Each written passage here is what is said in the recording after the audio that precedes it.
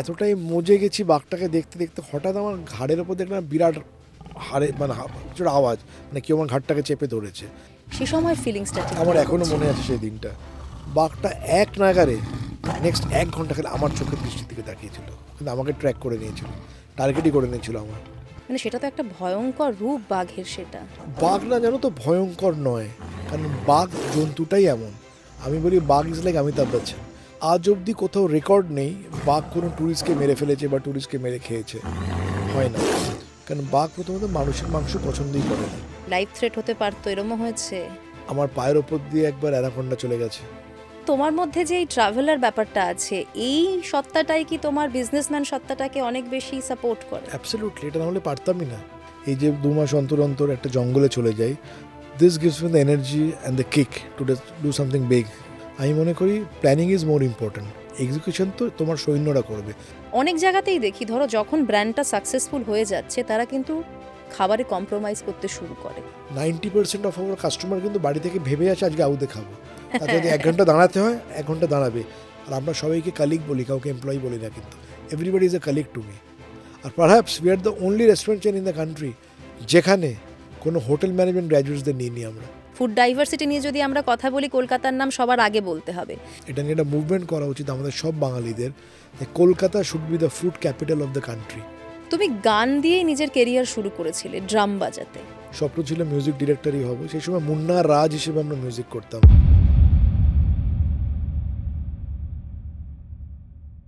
সঙ্গে সঙ্গীতায় আপনাদের সঙ্গে আমি সঙ্গীতা। আজকের এই পডকাস্টে আমাদের সঙ্গে এমন একজন মানুষ রয়েছেন, তাকে যদি অলরাউন্ডার বলা হয় খুব একটা ভুল হবে না। তিনি শিলাদিত্য চৌধুরী। একদিকে আউথ চ্যাপ্টার 2-র মতো রেস্টুরেন্ট সামলাচ্ছেন, অন্যদিকে তিনি ওয়াইল্ড লাইফ ফটোগ্রাফারও। আবার তাছাড়াও তিনি মিউজিক ডিরেক্টর, পিআর এজেন্সি চালাচ্ছেন। কি করে সবটা সম্ভব, সেই গল্পই শুনবো আজকের এই পডকাস্টে। সঙ্গে থাকুন।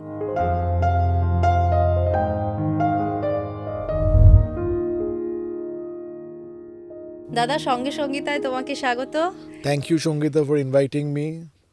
তোমার চ্যানেলটা বহুদিন ধরে দেখছি আমি, কিছু এপিসোড তো খুব ভালো লেগেছিল, but I thank you for inviting me today. তুমি এত ব্যস্ত একজন মানুষ, তার মধ্যে তুমি সময় বের করে আমার কাছে এসেছো, তার জন্য থ্যাংক ইউ। With pleasure. কেমন আছো বলো? খুব ভালো সঙ্গীতা, নানান কাজ নিয়ে ব্যস্ত থাকি যেরকম, সেরকমই রয়েছি। এখন স্পেশালি কি কাজ নিয়ে ব্যস্ত আছো? ওয়াইল্ড লাইফের কাজ চলছে, আমার ব্যবসার কাজ চলছে। গতকাল আমরা দিল্লিতে আউট খুললাম আমাদের সিআর পার্কে, আমাদের 18th আউটলেট, যেটা গতকালই খুলেছে আমাদের চিত্তরঞ্জন পার্কে।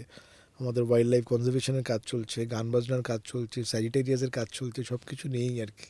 আমাকে একটা কথা বলো, এত কিছু তুমি একবারে কি করে ম্যানেজ করো? এটা দিয়ে আমি শুরু করি। না, মনে হয় তার একটাই মানে secret, because I can do wild life. Wild life জিনিসটাই এমন না, তুমি যত নেচারের সাথে থাকবে you get energy, get oxygen. নিজের সাথে সময় কাটাবার একটা বড় জায়গা হচ্ছে এই জায়গাগুলো, ওয়াইল্ড লাইফ। এই যে 2 মাস অন্তর অন্তর একটা জঙ্গলে চলে যাই, this gives me the energy and the kick to do something big once again.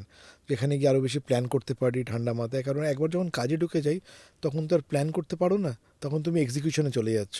আমি মনে করি planning is more important, execution তো তোমার সৈন্যরা করবে। As a leader you should plan, একটা দিশা দেখিয়ে দেবে, বাকি your colleagues will take it forward. তো যখন আমি জঙ্গলে যাই ওই সময়টা আমার নিজের সব কিছুটা প্ল্যান করে আসি, তারপর এখানে এক্সিকিউট করি। দাদা, তোমার লাইফটাকে জাস্ট একটা কিছু বলে বিচার করা খুব অসম্ভব একটা ব্যাপার। একদিকে তুমি বিজনেসম্যান, একদিকে মিউজিক ডিরেক্টর, বিভিন্ন কাজের সঙ্গে তুমি যুক্ত। কিন্তু এই যে ওয়াইল্ড লাইফ ফটোগ্রাফি, এই ব্যাপারটা তোমার জীবনে কি করে এলো?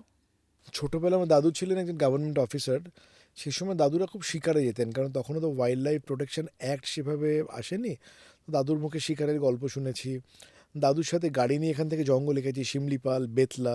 সেখান থেকে কিন্তু ওয়াইল্ড লাইফের প্রতি একটা ভালোবাসা জন্মায়। তবে খুব সিরিয়াসলি ওয়াইল্ড লাইফ নিয়ে কাজ করছি for the last 2.5 decades, about 20-25 বছর হলো। খুব সিরিয়াসলি আমরা কাজ করি, কনজারভেশনের কাজ করি, ফটোগ্রাফি করি, অ্যাওয়ারনেস করি। আমরা চেষ্টা করি যতটা অ্যাওয়ারনেস ক্রিয়েট করা যায়। আর ওয়াইল্ড লাইফ জিনিসটাই এমন না, once you're in it that's no looking back, মনে হবে আরও আরও ভেতরে ঢুকি। জিনিসটাই এমন জঙ্গলের একটা আকর্ষণ রয়েছে। ভীষণ। জঙ্গল মানেই কিন্তু শুধু জন্তু নয়, জঙ্গলের একটা পোকামাকড়, জঙ্গলের একটা আওয়াজ, জঙ্গলের নীরবতা, জঙ্গলের কালার, প্রত্যেকটা ঋতুতে পাতার কালার অন্যরকম হয়ে যায়। তো জঙ্গলের পুরো জিনিসটাই অন্যরকম, মানে ইটস লাইক এ পেন্টিং।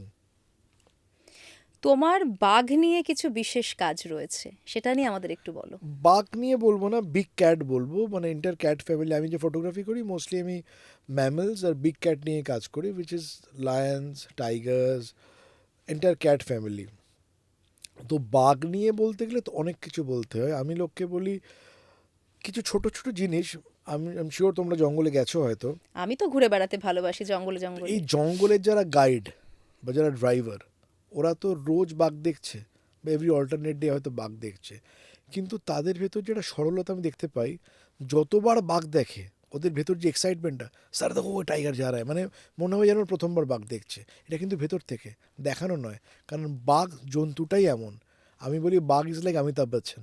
তুমি যদি সামনাসামনি অমিতাভ বচ্চনকে দেখো তুমি মুখ ফেরাতে পারবে না। আর টাইগার ইজ লাইক দ্যাট। সামনে যদি দাঁড়িয়ে যায় না, এরকম একটা ম্যাজেস্টিক বিস্ট বা ম্যাজেস্টিক ক্রিয়েচার আমার মনে হয় এটা তৈরি হয়নি কখনো। তুমি প্রথমবার যখন বাঘের সামনাসামনি হয়েছিলে, বাঘের ফটো তোলার সময়, সে সময়ের ফিলিংসটা ঠিক আমার কিরকম এখনো ছিল? মনে আছে সেই দিনটা। প্রথমে তো ছোটোবেলায় গেছিলাম দাদুর সাথে, হাতির তাড়া খেয়েছি, দেখেছি বেতলায়, ঠিক আছে। ভিভিডলি একটা জিনিস মনে আছে, এই 26-27 বছর আগে প্রথম আমি গিয়েছিলাম, আরেকটু আগে বোধহয় 28-29 বছর আগে প্রথম গিয়েছিলাম কানা ফরেস্টে। আর তখন এলিফ্যান্ট সাফারি অ্যালাউড ছিল। এলিফ্যান্ট সাফারি মানে হাতির পিঠে করে বাঘের কাছে অব্দি যাওয়া যেত। এখন তো এটা ব্যান্ড হয়ে গেছে আর আমাদের দেশে সম্ভব হয় না। তো ফর দ্য ফার্স্ট প্রথম বাঘই দেখেছিলাম। একটা বাঘ, বাঘের মুখটা পুরো লাল, রক্তে লাল হয়ে গেছে, একটা সদ্য হরিণ মেরে খাচ্ছে। হাতির পিঠে আমরা রয়েছি, আর তখন আমি এতটা প্রফেশনাল ছিলাম না। আমি জানতাম না যে ক্যামেরার ফ্ল্যাশ ইউজ করা যায় না জঙ্গলে। ফ্ল্যাশ করাতে টাইগারটা বিরক্ত হয়ে যায়, উঠে দাঁড়িয়ে পড়ে। আর জাস্ট দাঁড়িয়ে খুব বিরক্ত হয়ে আমাদের দিকে তাকায়। সেই দৃশ্যটা আজও ভুলতে পারিনি, এখনও চোখ বন্ধ করলে আমি দেখতে পাই। মানে সেটা তো একটা ভয়ঙ্কর রূপ বাঘের, সেটা। বাঘ না জানো তো ভয়ঙ্কর নয়। হয়তো প্রথমবার গিয়েছিলাম ভয় লেগেছে, এটা একটা মিথ। প্রথমত টাইগার ইজ নট ম্যান ইটার। এই যে এত জঙ্গলে যাই, কনজারভেশনের কাজ করি, ইন্ডিয়ার যত জঙ্গল রয়েছে আজ অবধি কোথাও রেকর্ড নেই বাঘ কোনো ট্যুরিস্টকে মেরে ফেলেছে বা ট্যুরিস্টকে মেরে খেয়েছে। হয় না। কারণ বাঘ প্রথমত মানুষের মাংস পছন্দই করে না। একমাত্র সুন্দরবনের বাঘ হচ্ছে অদ্ভুত একটা স্পিসিস যারা মানুষকে আক্রমণ করে। তাও কিন্তু গ্রামে ঢুকে খুব একটা আক্রমণ করে না। যখন লুকিয়ে চুরিয়ে মাছ ধরতে চলে যাচ্ছে, মধু কালেক্ট করতে চলে যাচ্ছে গ্রামবাসীরা, তখন তাদের অ্যাটাক করে আউট অফ ফিয়ার। হ্যাঁ, তুমি যখন তার নিজের জায়গায় ঢুকছো, অ্যাবসলিউটলি। সো তাকে বিরক্ত করছো। You are encroaching their territory. তখন সে, আমার বাড়িতে যদি একটা লোক চলে আসে, আননোন লোক, আমি তো চেষ্টা করব নিজেকে বাঁচাবার। একটা ভয় আসবে, একটা সেলফ ডিফেন্স নিজের ভেতর কাজ করবে। ঠিক তাই আমার মনে আছে এই তাডোবাতে বছর 3 আগে গিয়েছিলাম। সকালে খবর এলো, খুব মানে দুঃখের ঘটনা এটা। তাডোবা একটা বাঘিনী ছিল, তার নাম মায়া। আমি জানি না জানো কি না। মায়া ওয়াজ দ্য টাইগ্রেস যে তাডোবাকে তাডোবা বানিয়েছে। মায়া ওয়াজ ফিয়ারলেস। ট্যুরিস্ট এলে একদম সামনে চলে আসতো, জিপের সামনে বসে পড়তো, ট্যুরিস্টরা ছবি তুলতো। জিপও হাঁটছে, মানে জিপও চলছে, বাঘও হাঁটছে, ঘন্টার পর ঘন্টা এরম হয়েছে। মায়া মানব সভ্যতাকে ভয় পেত না। আর আমি না মায়াকে ট্র্যাক করেছি। মায়ার যখন 11 মাস বয়স, till the time Maya missing হয়ে যায়, মায়া হারিয়ে যায় হঠাৎ, মায়াকে আর পাওয়া যায়নি কখনো। তারপরে একটা বইও বেরোচ্ছে এবার, ওই দেবারতী, খুব পপুলার একজন রাইটার, দেবারতী মায়ের জীবনীটা নিয়ে, মানে আমার কথার উপর বেস করে একটা বইও লিখছে। তাই মায়ের না এই পুরো জার্নিটাকে আমি ফলো করেছি, 14 বছরের মায়ের জার্নিটা। একবার তাডোবাতে আমার মনে আছে, সকালবেলা খবর এলো যে আজকে জঙ্গল বন্ধ, কারণ জঙ্গলটাকে কর্ডন অফ করে দেওয়া হয়েছে। মায়া একটা ফরেস্ট গার্ডকে মেরে ফেলেছে। আমি আশ্চর্য হলাম যে মায়া মেরে ফেলেছে। এটা তো আমি মায়াটা একটা বাচ্চার মতো, সন্তানের মতো দেখেছি বড় হতে। তখন মায়ের 11 বছর বয়স। গিয়ে আমরা গেলাম কিন্তু পরে ফরেস্ট ডিপার্টমেন্টের সাথে। আমি দেখলাম একটা মহিলা ফরেস্ট গাইড, গাইড বলবো না, একটা গ্রামের, মানে ওই যেরকম ডেলি কাজ ফরেস্ট ডিপার্টমেন্টের সাথে কী হয় না, ফরেস্ট ডিপার্টমেন্টে তত ফোর্স থাকে না, গ্রামের মানুষকেও তারা সাথে নিয়ে নেয়, যেরকম কাজের সিভিক জন্য। ভলেন্টিয়ার রয়েছে হুম আমাদের হুম। Kolkata police, on the similar lines. ওরকম কোনো একজন মহিলা জঙ্গলে হোল নাইট পেট্রোলিং করেছে, সকালবেলা গাছের তলায় বসে টয়লেট করছিল। এখন একটা বাঘ মানুষকে সোজা হয়ে দাঁড়াতে দেখতেই অভ্যস্ত, হঠাৎ দেখছে একটা মহিলার নিচু হয়ে বসে পড়েছে। তো বাঘিনীটা তখন ফেল্ট অ্যাট থ্রেট, তাহলে কি আমাকে অ্যাটাক করবে? সে ইনস্টিংক্টে কিন্তু মেরেছে। আমি কাছে গেলাম, দৃশ্যটাও মনে আছে এখনও, বডিটা পড়ে আছে, হালকা একটু ফ্লেশ নিয়েছে, বডিটা খায়নি কিন্তু, ওখানেই ফেলে দিয়ে চলে গেছে। পরেও বহুবার আমি টাইগার অ্যাটাক দেখেছি অন হিউম্যান ভিকটিমস, বাঘ কিন্তু মানুষকে খায়নি কখনো। তো সুন্দরবনের বাঘ ইজ দ্য অনলি টাইগার যে মানুষকে খায়। তার কারণ কি? সুন্দরবনের জঙ্গলে প্রে বেস কমে গেছে, হরিণ কমে যাচ্ছে, খাবে কি? সুন্দরবনের টেরেনটা খুব ডিফিকাল্ট, ওই যে গাছের কাঁটাগুলো বেরিয়ে থাকে হ্যাঁ, সুন্দরী গাছে, ম্যানগ্রোভের যে ম্যানগ্রোভের যে ডিফিকাল্ট টেরেন, শ্বাসমূলগুলো। প্লাস টেরেনটা এত ডিফিকাল্ট, কখনো জোয়ার কখনো ভাটা, জোয়ারের সময় জল চলে যাচ্ছে ভেতরে। তাই জন্যে দেখবে সুন্দরবনের বাঘেরা চেহারা তো একটু ছোটো হয় সাইজে, অ্যাজিলিটি ইজ ভেরি ফাস্ট, অন্য বাঘেদের মতো না। তার মানে ওখানে খাবার দাবারই কমে গেছে ওদের। প্রেবেসটা খুব কমে গেছে, তাই জন্যে ব্যানিটার বলা যাবে না, খানিকটা আউট অফ ফিয়ার, খানিকটা আউট অফ ডেসপারেশন অ্যাটাক করে ফেলে কিন্তু। আর কিন্তু আজ পর্যন্ত in the history of Indian wild life কোথাও কোনো বাঘ কিন্তু ট্যুরিস্টকে, ফটোগ্রাফারকে আক্রমণ করেনি, আমি শুনিনি কোনো দিন। আমি তোমার ওই আমার তো একটা ট্রাভেল ব্লগিং চ্যানেলও রয়েছে, আমি সেই কাজের জন্য ঝড়খালির দিকে গেছিলাম।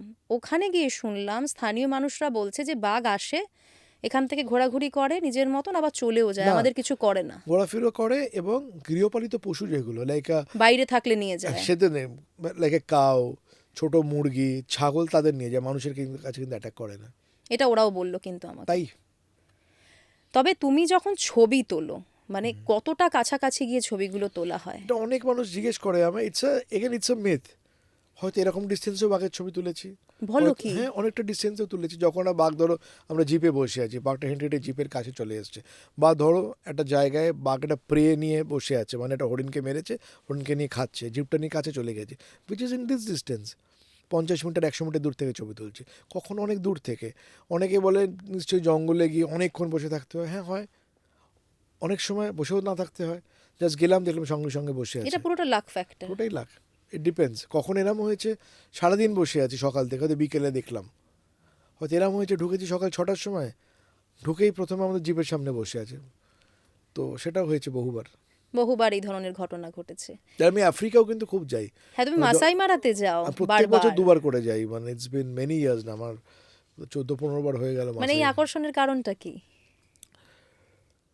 If there would be a heaven in earth, যদি পৃথিবীতে হেভেন বলে সত্যি কোনো জায়গা থাকতো, আমি বলবো সেটা মাসাই মারা। মাসাই মারার যে অদ্ভুত টেরেন পৃথিবীর কোথাও পাইনি আমি, কোথাও পাইনি।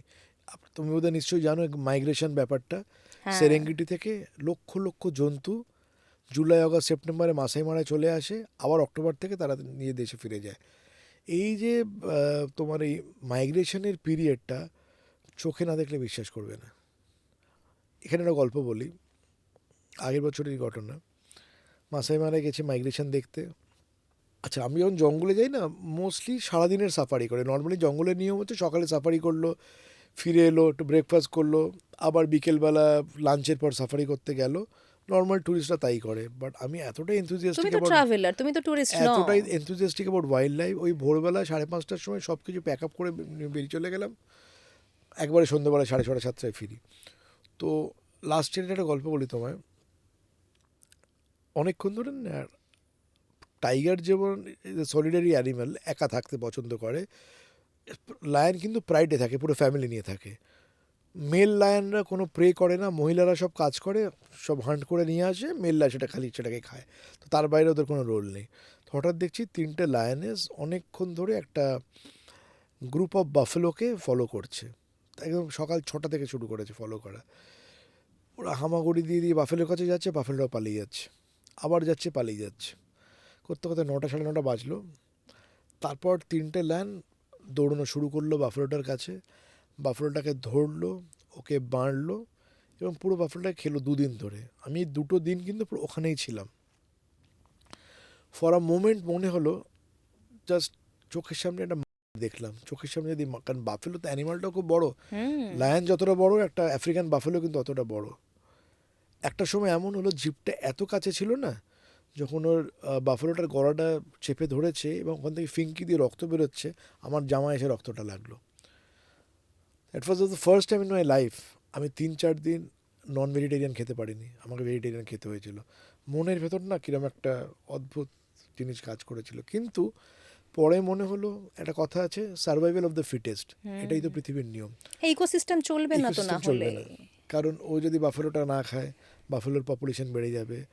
ও যদি বাফেলোটা খেয়ে হাড়গোড় না রেখে যায়, হায়না খেতে পারবে না। হাড়গোড় থেকে যখন চামড়াটা পড়ে থাকবে, পোকামাকড় খেতে পারবে না। এটা তো ইকোসিস্টেম চলছে এটার পুরোটা মাঝখানে। পুরোটা আমাদের প্রচুর আমাদের এরকম জন্য এটা experience। হয়তো খুব কঠোর একটা জিনিস, কিন্তু এটাই রিয়েলিটি। দিস ইজ রিয়ালিটি, সব জায়গায় তাই।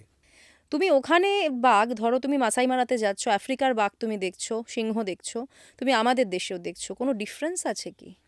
ইন্ডিয়ায় ওয়াইল্ড লাইফ ভিউইং এর এক্সাইটমেন্ট অনেক অনেক বেশি। মানুষ যেটা ইজিলি পেয়ে যায় সেটা তো এক্সাইটমেন্ট থাকে না। যেমন মাসাই মারাতে গেলে চারিদিকে লায়ন দেখছো, চারিদিকে ওয়াইল্ড বিস দেখছো, লেপার্ড দেখছো, চিতা দেখছো।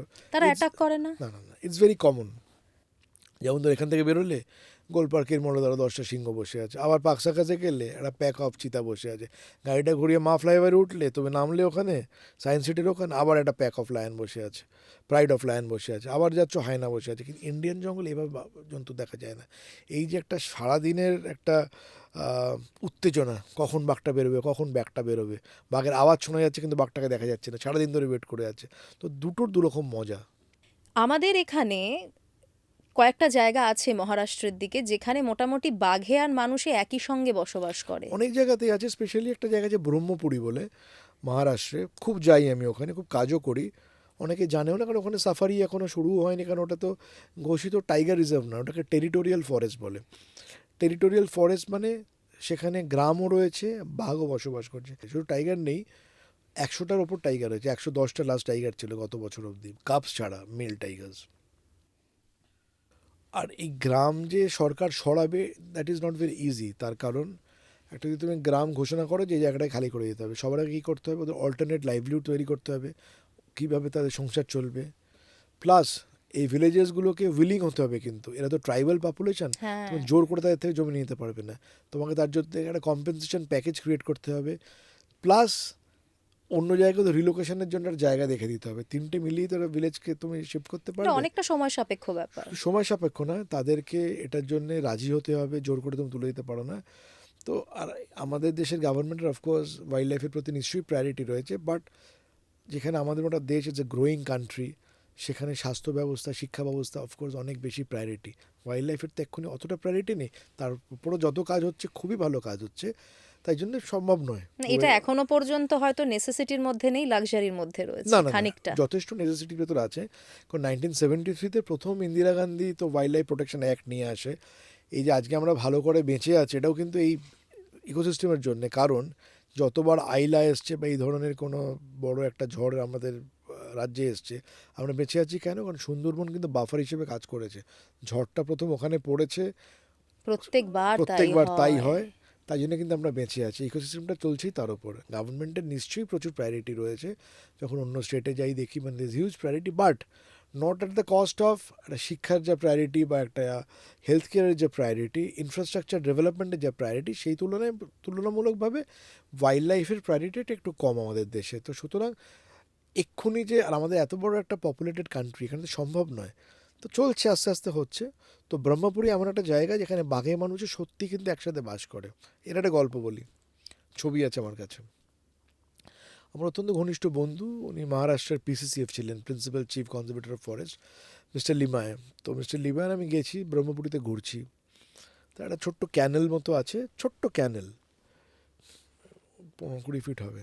ক্যানেলের ওই পারে একটা বাঘিনী 3টে বাচ্চা নিয়ে খেলা করছে। আর যেহেতু ওটা মানে it's not a reserve forest, tiger reserve নয়, তো অতটা রুলস রেগুলেশনস কিছু নেই। তো আমি এক্সাইটেড হয়ে গাড়ি থেকেই নেমে গেছি, গাড়ি থেকে নেমে ছবি তুলছি, কিন্তু উল্টো দিকেই বাঘটা রয়েছে, গাড়ি থেকে নেমে তুলছি। হঠাৎ দেখলাম আমি তুলতে তুলতে মানে এতটাই মজে গেছি বাঘটাকে দেখতে দেখতে, হঠাৎ আমার ঘাড়ের ওপর দেখলাম বিরাট হাড়ে মানে কিছুটা আওয়াজ, মানে কেউ আমার ঘাটটাকে চেপে ধরেছে। আমার যে বন্ধু লিমায় হঠাৎ আমাকে জাস্ট ঘাটটা ধরে টেনে গাড়ি দিকে টেনে আনছে। আমি বাঘটার ছবিটা তুলতে তুলতে এতটা এনগ্রসড হয়ে গেছিলাম বাঘটা, কারণ এই ব্রহ্মপুরীর বাঘ তো এতটা ফটোগ্রাফি বা ট্যুরিস্ট দেখতে অভ্যস্ত নয়। বাঘটা এতটাই ভয় পেয়ে গেছে, কারণ বাচ্চার সাথে রয়েছে নিউবর্ন বেবিজ। বাঘটা দাঁড়িয়ে পড়েছে, বাঘটা অলমোস্ট একটা চার্জিং মোডে আছে। আর লিমায় স্যার বললেন just in a flash of a second কিন্তু বাঘটা ওটা ক্রস করে চলে আসতে পারত, কোনো ব্যাপারই না ওদের জন্য। Just one jump. তো তারপর আমরা তো জিপে চলে এলাম, জিপ থেকে আমরা বাঘটাকে অবজার্ভ করছি, কাঁচটাও তোলা। বাঘটা এক নাগারে নেক্সট 1 ঘন্টা খালি আমার চোখের দৃষ্টির দিকে তাকিয়েছিল, কিন্তু আমাকে ট্র্যাক করে নিয়েছিল, টার্গেটই করে নিয়েছিল আমার। তো লিমায় বললো ওদের ক্ষেত্রে এগুলো তো খুব স্পেসিফিক ওরা। তো লিমায় আমার ওই বন্ধু বললেন যে আর আমাদের মনে হয় থাকা উচিত না, আমরা বেরিয়ে যাই। 1 ঘন্টা বাঘটা মুখ ঘোরেনি, খালি আমার চোখের দিকে তাকিয়ে আছে। হ্যাঁ, I ওর was জন্য তুমি targeted. থ্রেট, আমি ওর মনে আমি হচ্ছে যে তুমি হয়তো কিছু ক্ষতি করতে এসেছো, মানে ওটা তোমার একটা বিপদ কাটলো বিপদ সেদিন। কাটলো। এরকম আর ঘটনা কখনো ঘটেছে? আফ্রিকায় ঘটেছে। মানে লাইফ থ্রেট হতে পারতো, এরমও হয়েছে? আমার পায়ের ওপর দিয়ে একবার অ্যানাকোন্ডা চলে গেছে মাসাই মারায়। তারপর থেকে আমি একটা জিনিস চেঞ্জ করেছি, জঙ্গলের কখনো না আমি খালি পায়ে হাঁটি না, সবসময় সক্স, মোটা জুতো, মোটা ট্রাউজার্স পরে হাঁটি। কী হয়েছিল, মাসাই মারা থেকে ফিরছি লাস্ট দিন, তো হঠাৎ দেখছি ওই বুড়ো আঙুলের কাছে আমার চুলকোতে চুলকোতে বেশ আঙুলটা এত ফুলে গেল, জুতোও পরতে পারছি না কোনো রকমে। তো আমি ফিরে এসেছি নাইরোবিতে, পরের দিন ফ্লাইট আমাদের, আঙুলটা বেশ অনেকটা ফুলে গেছে। তো ওখানকার কোনো আফ্রিকা নামে বললো, না তোমার পায়ের ওখানের ভেতর কিছু পোকা ঢুকে গেছে, কিন্তু নয়তো এরম হতে পারে না, পোকা ঢুকে ঢুকে গেছে? গেছে ভেতরে। আমাদের বাড়ির যে পেটের গায়ে যেরকম পোকা হয়, সিংহের গায়ে একরকম পোকা হয়, যে সিংহের রক্তগুলো খায়, যেটা আমাদের বাড়িতে কুকুরের গায়ে হয়, অন দ্য সিমিলার লাইন। তো আমি যে খালি পায়ে হাঁটছিলাম, আমার ওই পায়ের ভেতর 2টো পোকা ঢুকে গেছিলো, যেই পোকাগুলো সিংহের গায়ে হয়। তো বের করলে কি করে? যেহেতু আফ্রিকান, ও সঙ্গে সঙ্গে একটা ছুঁচ নিয়ে এলো, গরমে ওই আগুনে একটা মোমবাতিতে ছুঁচটাকে মানে ঠিক করলো, ফোঁটালো, জাস্ট ফিঙ্কি দিয়ে রক্ত বেরোলো, আর ইয়েটা পেরিয়ে 2টো দেখলাম পোকা বেরিয়ে পড়ে গেল। তো বিভৎস ব্যাপার, তুমি বিভৎস বুঝতে না পারলে তো ভয়ঙ্কর একদম, কিছু হয়ে একদম। যেত। তার মানে দেখো, যেটা বলে যে জঙ্গল প্রেডিক্টেবল নয়, প্রচন্ড আনপ্রেডিক্টেবল একটা জায়গা, যা খুশি হতে পারে অ্যাকচুয়ালি না, ওখানে। স্পেশালি জঙ্গলে 2টো জিনিস খুবই আনপ্রেডিক্টেবল। একটা হচ্ছে হাতি, বাঘ আনপ্রেডিক্টেবল নয়, বাঘ ইজ ভেরি মাচ প্রেডিক্টেবল। তুমি বাঘের চোখ দেখে, মুভমেন্ট দেখলে বুঝে যেতে পারবে। বা for that reason any cat species, be it a leopard, be it a cheetah, be it a jungle cat, দেখলে বুঝতে পারবে তার মুভমেন্টটা কী হচ্ছে। হাতি এমনই একটি প্রাণী, কান দুলিয়ে দুলিয়ে এলো, জাস্ট লাথি মেরে চলে গেলো, জিপটা উল্টে পড়ে গেল। কিন্তু হাতি ইজ অ্যাবসলিউটলি আনপ্রেডিক্টেবল। আর আনপ্রেডিক্টেবল কি, রেপটাইল স্পিসিস, যে কোনো সাপ আসছে আসছে আসছে, ইউ নেভার নো, ফাট করে কিন্তু কাছে চলে আসতে পারে। You should be very careful, হাতি আর রেপটাইল স্পিসিস। যারা ধরো সাপ নিয়ে কাজ করে তারা বলে যে সাপ নাকি নিজে থেকে অ্যাটাক করে না, ওরাও ভয় পেয়েই কামড়ায়, এটাই বলে তারা। না, সাপের অফকোর্স তাই, কারণ সাপের তো প্রথমত ভিশন নেই, জানো বোধ হয়। সাপের খুব ব্লাড ভিশন, সাপ ইজ কালার ব্লাইন্ড, সাপ কিন্তু দেখতে পারে না।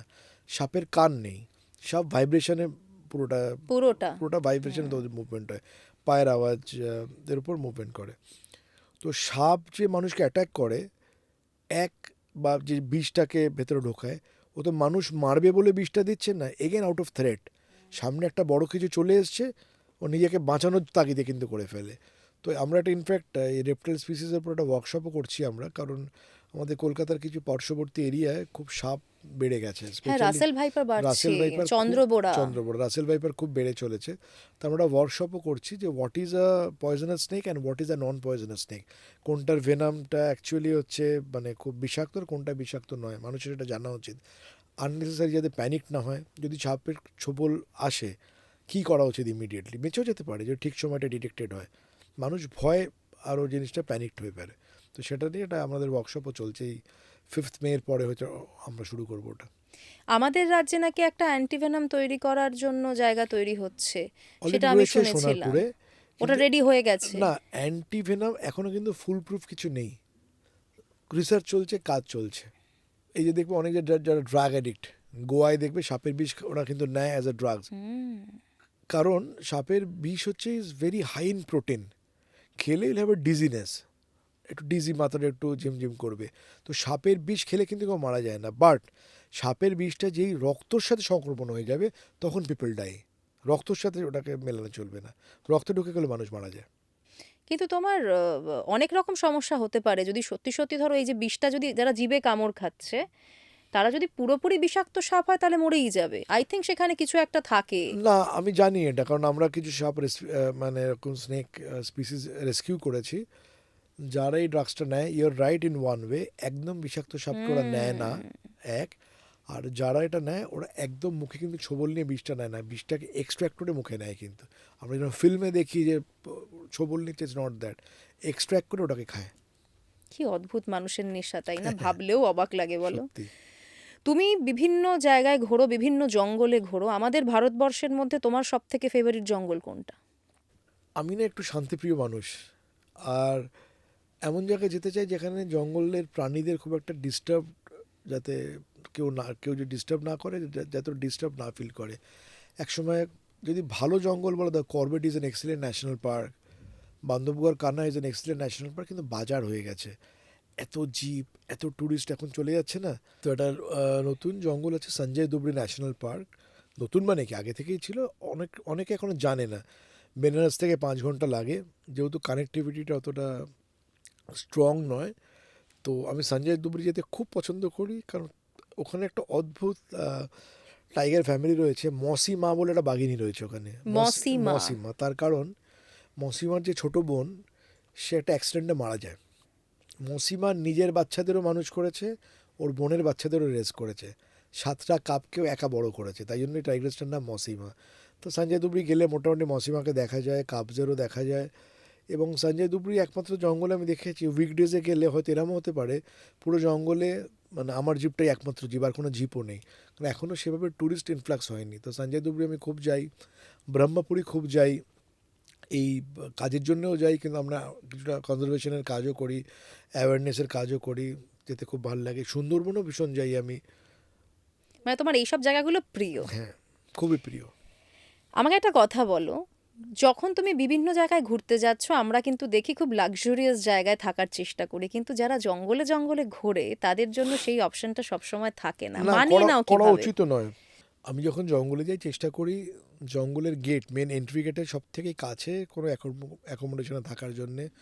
বহুবার আমি আমার গাইডের বাড়িতে থেকেছি, ড্রাইভারের বাড়িতে থেকেছি। সঞ্জয় দুবরি যাবো, আবার ড্রাইভারের বাড়িতে থাকবো আমি গিয়ে, কোনো অসুবিধা নেই। আই লাভ দ্যাট, কীভাবে জঙ্গলের মানুষরা চলাফেরা করে, তারা কি খায়, কি ভাষায় কথা বলে, ওটা দেখতে আমি খুব ইন্টারেস্ট পাই। ওদের সাথে কথা বলে খুব আনন্দ পাই। ওদের ভেতর এমন একটা সরলতা পাই, শহরের মানুষের ভেতর সেটা পাই না। এত আতিথেয়তা পাই, আমি শহরের মানুষের কাছে সেটা পাই না। বিব- অনেক সময় এরকম হয়েছে, আমি তো গাড়ি নিয়েও ভীষণ জঙ্গলে যাই। শীতকালে বহুবার হয়েছে, আমি এবং আমার গাড়ির চালক, আমরা গাড়িটা রাত্রিবেলা 7টা 7:30টার সময় কোনো বড় পেট্রোল পাম্পে গাড়িটা লাগিয়ে দিলাম, কাঁচ তুলে গাড়িতেই ঘুমিয়েছি, আবার ভোরবেলা বেরিয়ে পড়েছি আমরা। I want to travel like that, মানে I want to travel like a traveller, not like a tourist. আর যখন এই লম্বা জার্নি গাড়ি নিয়ে ট্রাভেল করি না, 7-8টা রাজ্যে তুমি একসাথে ট্রাভেল করছো, ওখানে গেলে তুমি বুঝতে পারবে what is real India. Kolkata শহরে বসে এটা নট রিয়েল ইন্ডিয়া, তোমার স্টুডিওটা ইজ নট রিয়েল ইন্ডিয়া, আমার রেস্টুরেন্টগুলো ইজ নট ইন্ডিয়া। ওখানে গেলে মানুষের পালস বুঝতে পারবে, কী ভাষায় কথা বলে, তারা কি চায়, তারা তাদের দেশটাকে কীভাবে দেখতে চায়। মানে এখন আমার কথা বললেও মানে আমার চোখ দিয়ে জল চলে আসে। একবার মনে আছে, আমি চন্দ্রপুর ডিস্ট্রিক্টে মহারাষ্ট্রে ফিরছি, একটা বয়স্ক মানুষ, ওনার বয়স হচ্ছে 94 বছর। ওনার জীবনের স্বপ্ন ওনার নাতনিকে ডাক্তারি পড়াবে আর কি। ছোট্ট নাতনির বয়স তখন 4-5 বছর, নাতনির বয়স। ভদ্রলোকের বয়স 94 বছর। একটা সাইকেল বানিয়েছে, সাইকেলের পেছনে একটা অদ্ভুত অ্যাম্বুলেন্সের মতো একটা জায়গা বানিয়েছে। নাতনির শরীর খারাপ, সে সাইকেল অ্যাম্বুলেন্সে করে নাতনিকে নিয়ে যাচ্ছে ডাক্তার দেখাতে। সে চন্দ্রপুরের এমন একটি প্রত্যন্ত গ্রামে থাকে, নিয়ারেস্ট শহর নাগপুর। 94 বছরে একবার নাগপুরও যায়নি, বম্বে তো ছেড়েই দাও, ওই গ্রামটাই তার জীবন। কিন্তু তার স্বপ্ন তার ওই নাতনিটাকে ডাক্তার বানাবে। একবার মনে আছে একজন মানুষের সাথে আলাপ হলো উড়িষ্যায়। সে তার সারা জীবন, গ্রামের মানুষ, অত্যন্ত দরিদ্র একটু মানুষ, সারা জীবনটা তার লক্ষ্য হচ্ছে তার গ্রামের মানুষ কিভাবে ভালো পানীয় জল পেতে পারে, without any government support, without any support from any NGO. নিজে জমি কেটে দূর থেকে পাইপ বসিয়ে জল নিয়ে এসে যাতে ওদের গ্রামের মানুষ ভালো জল পায়। এইসব Actually- মানুষগুলো কিন্তু আমাদের দেশের real hero, not the movie stars which we see. They are the real heroes of our society. এটাই, তুমি যখন শহর ছেড়ে একটু বেরোবে, এরকম জায়গায় যাবে, রিমোট এরিয়াগুলোতে যাবে, তখন আস্তে আস্তে ফিল করা যায়। এটা সবাই বুঝতেও চায় না। এরমও হয়েছে যখন ক্রস কান্ট্রি ড্রাইভ করেছি, চোর এসে গাড়ি থেকে জিনিস চুরি করে নিয়ে চলে গেছে, ডাকাতদের সম্মুখীন হয়েছি, সেটাও হয়েছে। ডাকাত? ডাকাতদের কি সম্মুখীন হয়েছি। হয়েছিল? রাজস্থান যাচ্ছিলাম, এরকম পেট্রোল পাম্পে আমরা সেবার যাচ্ছিলাম, ওই ঝালানা বলে একটা জয়পুরে জায়গা আছে, ওখানে লেপার্ড দেখা যায়, তো ঝালানায় সাফারি করে সেদিন বেরিয়েছি আমরা সারিস্কার দিকে যাব বলে। একটা জায়গায় পেট্রোল পাম্পে গাড়িটা রেখেছি, দুপুরবেলা একটু খাবো বলে হঠাৎ 4-5টা রাউড, ডাকাত ঠিক বলবো না, রাউডি ছেলে এসে গাড়িটাকে ঘিরে নিল। বললো আমরা নাকি গাড়িটা চালাতে গিয়ে রাস্তায় ওদের কোনো একটা ছাগলকে মেরে ফেলেছি, যদিও আমরা কিচ্ছু মানিনি। সত্যি একটা মরা ছাগল নিয়ে এলো, বললো এটাকে নাকি আমাদের গাড়িতে চাপা পড়েছে, এটা ওদের ভগবান, একে পুজো করে এরা, এক্ষুনি আমাকে 5 লাখ টাকা দিতে হবে। সেই বলে কয়ে সেটেল করে সেখানে আবার কিছু টাকা দিয়ে গাড়ি নিয়ে বেরোলাম। এটা তো ডাকাতি, এটা ডাকাতি। এছাড়া আর কিছু নয়। পরে জানলাম এটা একটা বড় র্যাকেট, ওই রাস্তায় এটা রেগুলার করে ওরা। এইগুলো জানো তো, মানে মানুষ কিন্তু কখনো কখনো ভয় পায় এর জন্য একা একা বেরিয়ে পড়তে। অনেকেই আছে যাদের প্যাশন হয়তো এরকম ঘুরে বেড়ানো, তারা আবার ভয়ও পায় এইগুলো ঠিক রিজন আছে, এই কোথাও নিয়েই চলতে হবে কোথাও। আমাদের, সব কিছু নিয়েই। তুমি একবার দেখো, একটা বিষয় হচ্ছে আমাদের মধ্যে প্রচুর মানুষ আছেন যারা যখন ঘুরতে যান কোথাও, তারা কিন্তু ভালো খাবার, ভালো থাকার জায়গা এগুলো খোঁজেন। নেচারটাকে হয়তো কোনো রকমভাবে অতটা প্রায়োরিটি দেন না। তোমার মতো একজন মানুষ তাদেরকে কি বলবে? দেখো, জঙ্গলে যে মানুষ যায় বেড়াতে, ম্যাক্সিমাম মানুষ দেখি না একটা বড় জন্তু দেখার আশায় যায়। এটা কিন্তু থাকা উচিত নয়, কারণ তুমি যখন জঙ্গলে যাচ্ছ বেড়াতে, তুমি একটা টেরিটরি এনক্রোচ করছো। সুতরাং জঙ্গলের যে ছোট ছোট জিনিসগুলো, জঙ্গলের শব্দ, জঙ্গলে যদি তুমি একটা জাঙ্গল ফাউল, মানে জাঙ্গল ফাউল বলতে একটা জংলি মুরগির কথা বলছি, তারও যদি কালার দেখো না, দ্যাট লুক সো ডিফারেন্ট। জঙ্গলের পোকামাকড়ও যদি দেখো, ইট লুক সো ডিফারেন্ট। বর্ষাকালে যদি তুমি জঙ্গলের শব্দ শোনো, তার একটা সেরেনিটি আছে। তুমি যদি ওই জায়গায় 6 মাস থাকো না, ইউ উইল লিভ 10 years মোর। যে 6 মাস তুমি ওর মানে অ্যাম্বিয়েন্সে থাকো, ইউ লিভ 10 years মোর। তোমার জীবনের শেলফ লাইফ বেড়ে যাবে। তো এগুলো মানুষ বোঝে না, গিয়ে জঙ্গল হইই করে। সেদিন তো আমি দেখে খুব, মানে almost I was about to shout on that person. আমি গিয়েছিলাম মধ্যপ্রদেশে, একটি লোক ঝগড়া করছে গেটে এসে, আপনি हमसे पैसा ले लिया, आपने টাইগার নেই দিখায়া। এটা কি জু, কি সার্কাস দেখতে গেছে, জঙ্গলে গেলে টাইগার দেখবে? এইটুকু অ্যাওয়ারনেসই নেই। ও ভেবেছে যে এটা জিপে করে সাফারিতে গেছে, বোধহয় বাঘ দেখেই ফিরবে ওকে। বাঘ তো বাঘের মানে মর্জি মাফিক আসবে। তো এইটুকু অ্যাওয়ারনেসও নেই মানুষের ভেতর। মানুষকে আরও বেশি অ্যাওয়ার হতে হবে জঙ্গলের প্রতি, আর জঙ্গলটাকে ভালোবাসতে হবে মন থেকে। দাদা, তোমার মধ্যে যে এই ট্রাভেলার ব্যাপারটা আছে, এই সত্তাটাই কি তোমার বিজনেসম্যান সত্তাটাকে অনেক বেশি সাপোর্ট করে? অ্যাবসলিউটলি, এটা না হলে পারতামই না। এই যে বাইরে যাই, নেচারের সাথে সময় কাটাই, আমার এমনি আমি চেষ্টা করি মাসে 2-3 দিন আমাদের জন্য শহরে ব্যবসা আছে সেখানে একটু সময় কাটিয়ে আসা। তার কারণ যখন আমি শহরে থাকি, তখন এই যে বললাম একটু আগে, এক্সিকিউশনে ঢুকে যাই। এত কাজ নিয়ে আসে, কাজগুলোর ভেতরে ঢুকে যায়। কিন্তু আমার তো নিজের একটা সময় দরকার নিজের জন্যে। যখন আমি ভাববো নেক্সট আমি কী করবো, কাকে কী কাজ দেবো, কী ডিরেকশনে এগোবো, সেটাই যে মাসে একবার করে 2-3 দিনের জন্য বাইরে চলে যাই, পুরো জিনিসের প্ল্যানিংটা কিন্তু ওখান থেকে করে আসি। There should be balance of everything. Of course family নিয়ে যাচ্ছে কোথাও বেড়াতে, একটা ভালো হোটেলে থাকলে, আমার কাছে হোটেলে থাকাটা কিন্তু শুধু ভালো হোটেলে থাকা নয়, কী করে ওদের ডেকর্স কী ইউজ করছে ওরা, ওদের সার্ভিস স্ট্যান্ডার্ডস কী ইউজ করছে, ওদের ক্রকারি কাটটারি কী ইউজ করছে। We try and implement that, because specially in European countries and American countries you get the best of service, you get to see the best of the world. আমরা চেষ্টা করি সেই জিনিসটাকে আমাদের রেস্টুরেন্টে implement করার জন্যে। তো আমার জন্য ওটা একটা হিউজ লার্নিং এক্সপোজার, কারণ আমরা তো কেউ হোটেল ম্যানেজমেন্ট পড়ে আসেনি। জাস্ট আমি আর আমার ছোটো ভাই, আমরা খেতে ভালোবাসতাম, সেখান থেকে ভাই প্রথমে শুরু করে চাউম্যান, তারপর আমরা শুরু করি আউল, and the rest is history. Today we are the largest restaurant chain in eastern India. আমাদের 53টা রেস্টুরেন্ট চলছে কিন্তু সারা ইন্ডিয়ায়, and that too without any formal education in hotel management. তো এটা হ্যাঁ, কোথেকে? তুমি হিস্ট্রি নিয়ে পড়াশোনা করেছো, অ্যাবসলিউটলি। তারপর তুমি এমবিএ করো। তো we have no background in hotel management, তো এটা পুরোটাই করতে শিখেছি, যা এক্সপিরিয়েন্স করেছি লাইফে। মানে জীবন শিখিয়েছে পুরোটা। অ্যাবসলিউটলি, সেটাকে চেষ্টা করেছি ইমপ্লিমেন্ট করার, আজও প্রত্যেকটা দিন তাই করি। তাহলে এই পার্টটা এবার একটু আসি দাদা, মানে বিজনেসম্যান এই পার্টটায় আসি। এতক্ষণ কিন্তু নেচার লাভারই ছিলাম, এবার একটু বিজনেসম্যান পার্টটায় আসি। তুমি একজন মধ্যবিত্ত বাঙালি বাড়ির ছেলে, হঠাৎ করে চাকরি করতে চলে গেলে জাপানে, তারপর হঠাৎ করে তোমার পিআর সংস্থা, তারপর আউদ, কিভাবে একটু বলো আমাদের শর্টে। না, আমরা খুবই মধ্যবিত্ত বাড়ি থেকে বড় হয়েছি, একটা পরিবার থেকে। মধ্যবিত্ত কিন্তু আনন্দ ছিল পরিবারে, হই হই করে বড় হয়েছে। বালিগঞ্জে থাকতাম, গড়চা রোডে, এখানে পড়াশোনা করেছি। তখন মানে আমাদের ছাত্র জীবনে আমি নিজে ড্রামস বাজাতাম, আমাদের একটা খুব পপুলার ব্যান্ড ছিল। তখন গান বাজনা করছি, বম্বেতেও ছিলাম বহুদিন, অনেকগুলো বাংলা ছবিতে অ্যাজ এ মিউজিক ডিরেক্টর গান করেছি, প্রচুর প্রাইভেট অ্যালবাম করেছি, পুজোর গান, অভিজিৎ দা, অমিত দা, কুমার শানু, সাধনাজি, আলকাজি, সবার গান। তো এটা ধরো তোমার 93, 94, 95, 96, 90 দশকের প্রথম দিকে আর কি। ভালোই হচ্ছিল গান বাজনা, কিন্তু গান বাজনাতে একটু অনিশ্চয়তার ভেতর ছিল সেই সময় আমাদের জীবনে। তখন গান বাজনা দু ধরনের মানুষ করতে পারতো। এক, যারা আর কিছুই করার নেই, গান বাজনাই করে যাবে, যদি কোনোদিন নাম হলো তো হলো, আর নয়তো বিরাট বড় লোকের ছেলে, বাবা বলেছে ঠিক আছে স্ট্রাগল কর, গিয়ে তোকে মাসে মাসে আমি টাকা পাঠাতে থাকছি, ওখানে স্ট্রাগল কর, যতদিন না দাঁড়াবো, মানে যতদিন না দাঁড়াতে পারবো উইল স্পন্সার ইউ। তা আমি দুটোর একটাতেও ফিট ইন করতাম না। বাড়ি থেকে চাপ দেয় যে কিছু করতে হবে, এবার মানে ফর দ্য লিভিং কিছু করা উচিত। তো যেহেতু আমি এখান থেকে হিস্ট্রি অনার্স নিয়ে পড়েছি, একটা এমবিএ করেছিলাম, তো luckily I got a job. সেই সময় দেউ মোটরস ইন্ডিয়াতে এসেছিলো সিএলও গাড়িটা লঞ্চ করবে বলে।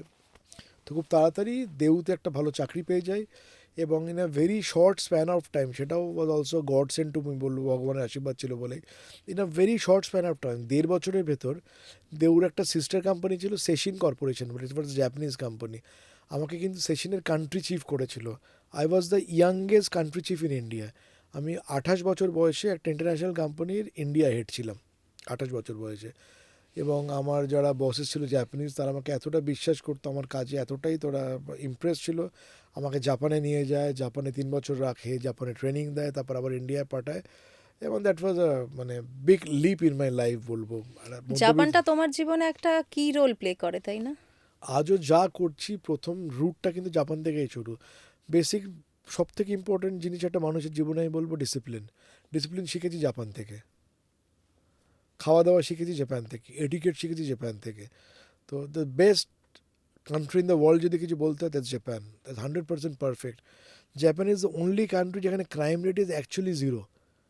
মানে ক্রাইম যে কিছুটা হতে পারে মানে জানেই না, চুরি যে কিছু হতে পারে ওরা জানেই না, শেখেই নি, মানে জানেই না, মিথ্যে কথা কেউ যে বলতে পারে জানেই না।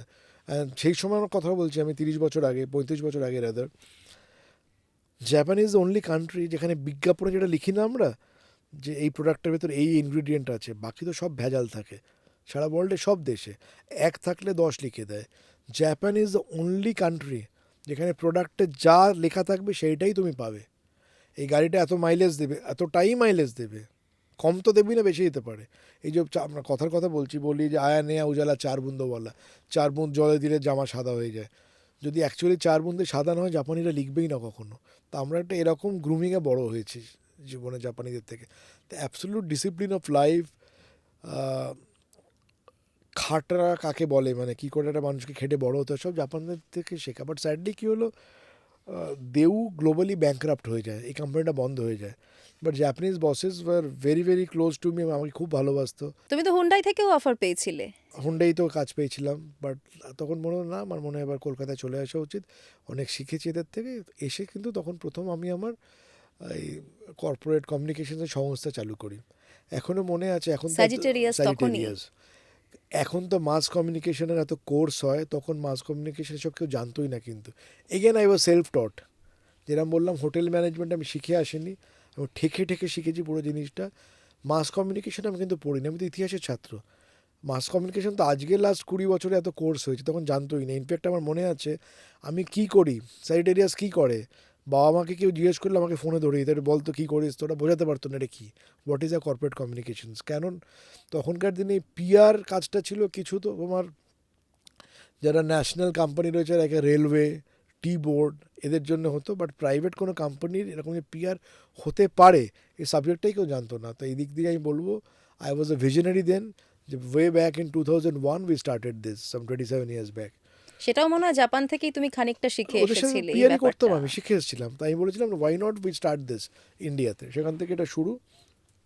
সেই সময় কি হলো, সেই সময় জ্যোতিবাবু জাস্ট স্টেপ ডাউন করেছে চিফ মিনিস্টার, আর বুদ্ধবাবু চিফ মিনিস্টার হলেন। আর চারিদিকে খুব একটা রব হয়ে গিয়েছিলো যে ওয়েস্ট বেঙ্গল একটা হিউজ, ওয়েস্ট বেঙ্গল শাইনিং, প্রচুর কিছু ইন্ডাস্ট্রি হবে, এটা হবে, অনেক এমওইউ সাইন হয়েছে তখন। টাটা তো অনেক পরের কথা বলছি, মানে ইনিশিয়াল দিনগুলোর কথা বলছি। তা আমার একদিন মনে হয় যে এই যে পশ্চিমবাংলার গ্রোথের স্টোরিটা অন্য রাজ্যের মানুষকেও জানানো উচিত, খালি ওয়েস্ট বেঙ্গলের মানুষ কেন জানবে। হ্যাঁ, কেননা তখন তো মনে হয় নিউজ চ্যানেলটা তো রমরমা নেই। ছিলই না তো নিউজ চ্যানেল, দূরদর্শন ছিল, বাংলা এখন বলে একটা চ্যানেল ছিল, এখনও মনে আছে, তখন এত চ্যানেলও আসেনি আমাদের সামনে। তো এবিপি আনন্দ, 24 ঘন্টা, এগুলো শুরু হলো। ইনফ্যাক্ট 24 ঘন্টা আমি লঞ্চ করেছিলাম আকাশ বাংলা সেই সময়। আকাশে তারা বলে ক্যাম্পেইন করেছিলাম, আমারই লাইন লেখা ছিল আকাশে তারা বলে। তখন তার মানে তোমরাই রাজত্ব করছো আমি বলি পিআর গল্পটা এজেন্সি তোমায়, হিসেবে। আর কেউ ছিলই না তো, জানতোই না হতে পারে। তো একদিন, তখন আমার বয়সও বা কত, তো 30-31 বছর বয়স, 32 বছর বয়স। তো একদিন সাহস করে, বুঝলে, WBIDC ছিল, West Bengal industrial development corporation, ওদের অফিসে চলে যাই আমি। তো তখন ওনাদের ম্যানেজিং ডিরেক্টর ছিলেন একজন IAS officer, mister Gopal Krishna. ওনাকে গিয়ে একটা জাস্ট আমার আইডিয়াটা শেয়ার করি যে, স্যার, আমার মনে হয় ওয়েস্ট বেঙ্গলের এই যে সুন্দর প্রো ওয়েস্ট বেঙ্গল এত কথা হচ্ছে চারিদিকে, আমার মনে হয় ওয়েস্ট বেঙ্গলের বাইরে ন্যাশনালি এটার প্রচার হওয়া দরকার, মানুষের জানা উচিত about the positive developments of West Bengal. তো উনি বলল, ঠিক আছে, তো আমি দেখছি কী করা যায়। তো অফিস থেকে বেরিয়েছি, তখন মোবাইল বেরিয়ে গেছে, আমার হাতে মোবাইল ছিল। কাউন্সিল হাউস স্ট্রিটে ওনাদের অফিস ছিল তখন, WBIDC রাইটার্সের উল্টো দিকে। আমাদের অফিস ছিল ইয়েতে, তখন বালিগঞ্জ স্টেশন রোডে। আমি জাস্ট ফিরছি, গড়িয়াহাট ক্রস করছি, ওনার ফোন আসে, বললো, আপনি এক্ষুনি এসেছিলেন? হ্যাঁ স্যার, বলুন না। বললো, আমি আমার চেয়ারম্যান সোমনাথ চ্যাটার্জির সাথে কথা বললাম, আপনি ইমিডিয়েট একটা প্রেজেন্টেশন দেখাতে পারবেন, আপনি কি চান? হ্যাঁ স্যার, কালকেই নিয়ে আসছি। বয়স কম, huge excitement for me. Somnath Chatterjee আমাদের আর তুমি তো প্রজেক্ট বানানো তখন জানো, রেডি, জাপানে কাজ পুরো করার করেছি, সুবাদে। রাতারাতি পুরো প্রেজেন্টেশন বানিয়ে চলে এলাম পরের দিন সকালে। তো সোমনাথবাবু আগেকার দিনের মানুষ যেরকম হতেন আর কি, পুরোটা দেখলেন প্রেজেন্টেশনটা। এক্সপ্রেশন দেখে তো বোঝা যেত না ওইসব মানুষের। পুরোটা দেখার পর একটাই কথা বললো, ওনারা বাবু বলে কথা বলতেন তখনকার মানুষ, তো সেটাই তো বাবু, আপনি এটা বললেন, এটা কি করতে পারবেন? আমি বললাম, হ্যাঁ স্যার, মানে আমি তো করতে পারবোই বলেছি। জাস্ট একটাই কথা বললো যে, গোপালজি, গোপাল কৃষ্ণা আইএস অফিসার, এনাদের আজ থেকেই কন্ট্রাক্ট দিয়ে দেন, আমি চাই এনাদের সাথে কাজ করতে। আর একটা কথা আছে, লাভ অ্যাট ফার্স্ট সাইট। সোমনাথবাবুর সাথে না আমার একটা ফাদার অ্যাট ফার্স্ট সাইট হয়ে গেছিলো। একটা ফাদারলি একটা ওনার থেকে একটা বন্ড আমি তৈরি হয়ে যাওয়া। বন্ড তৈরি হয়ে যায়। আর তারপর থেকে till the time E expired, পুরো সময়টা কিন্তু আমি ওনার ছায়াসঙ্গী হিসেবে ছিলাম। তো আমার জীবনের একটা বড় স্তম্ভ সোমনাথ, মানে একটা বড় স্তম্ভ ছিল সোমনাথ চ্যাটার্জি, আর একটা বড় স্তম্ভ ছিল মিস্টার মাসুদা, যিনি আমার প্রথম বস ছিলেন জাপানে, যিনি আমি নিয়ে যায়। আর একটা স্তম্ভ হচ্ছে মিস্টার রাম রে, অ্যাডভার্টাইজিংয়ের যিনি লেজেন্ড, যার থেকে আমি সব কিছু শিখেছি জীবনে ইন পিআর অ্যান্ড অ্যাডভার্টাইজিং। তুমি গুরু খুব ভালো পেয়েছো জীবনে। 3জন গুরু খুব ভালো পেয়েছি আমি। আমার বাবা মা নিশ্চয়ই আমার জন্ম দিয়েছেন, বাট তারপরে যে 3জনের সান্নিধ্যে আমি আসতে পেরেছি, তার জন্যই what ever little have achieved in life, এনাদের জন্যেই কিন্তু। তো সোমনাথবাবু, তো কামিং ব্যাক টু সোমনাথবাবু, কাজ শুরু হলো খুব কম সময়ের ভেতর, ওনার অত্যন্ত ঘনিষ্ঠ আমি হয়ে গিয়েছিলাম। যা হতো সেই সময়, যা যা হয়েছে ওয়েস্ট বেঙ্গলের ডেভেলপমেন্ট, এখনও হচ্ছে অনেক ডেভেলপমেন্ট অফকোর্স, তার সব পিআর স্ট্র্যাটেজি সব কিছু আমার, মানে আমাদের কোম্পানির হাত দিয়েই করা। তখন একটা শব্দ হয়েছিল ব্র্যান্ড বুদ্ধ, জানি না মনে আছে কিনা, ইন্ডিয়া টুডে স্টোরি ওটা করেছে। তোমার ওটা করা? আমার লেখা, মানে ব্র্যান্ড বুদ্ধটাই আমার লেখা একটা শব্দ ছিল আর কি, brand Buddha. I curated that, I coined that word আর কি।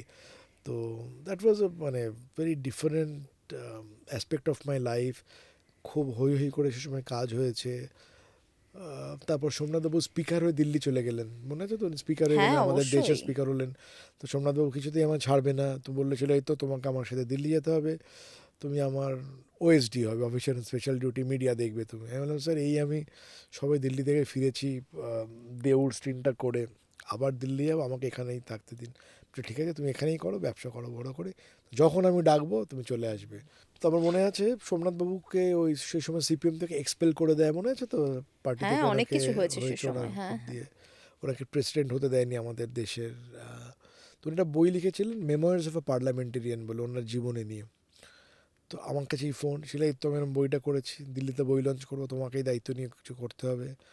গেলাম, ওনার বইটা লঞ্চ করলাম। এখনও মনে আছে, ওনার বই লঞ্চ করতে এসেছিলেন সেই সময় মনমোহন সিংজি, সোনিয়াজি, করণ সিং, তখন কংগ্রেস গভর্নমেন্ট আর কি, কংগ্রেস গভর্নমেন্টের এন্টায়ার মিনিস্ট্রি। আর গ্রিন রুমে, এখনও বললে হ্যাভ গুজ বাম্পস, গ্রিন রুমে যেখানে সোমনাথবাবু বসেছিলেন পেছনে, 5জন আমরা, আমি, সোমনাথবাবু, মনমোহন সিংজি, সোনিয়া গান্ধীজি, আর কী নাম, করণ সিং, এই 5জন। অনেকক্ষণ কথা হলো, সোমনাথবাবু আমার সাথে আলাপ করালেন, যেরকম বলতেন। এখনও আমার কাছে রয়েছে, উনি প্রথম বইটা আমার হাতেই তুলে দিয়েছিলেন, লিখে দিয়েছিলেন, যে to my dear Siladitya, for whom there is no for an answer বলে একটা, কারণ আমি কিছুদিন না বলতাম না, যা বলতাম হ্যাঁ করে দেবো স্যার, কোনো অসুবিধা নেই, করেও দিতাম হয়তো। ভালোবাসতেন তোমাকে, সেখান বোঝাই থেকেই তো যাচ্ছে। সেই প্রথম বইটা আমাকেই দিয়েছিলেন উনি।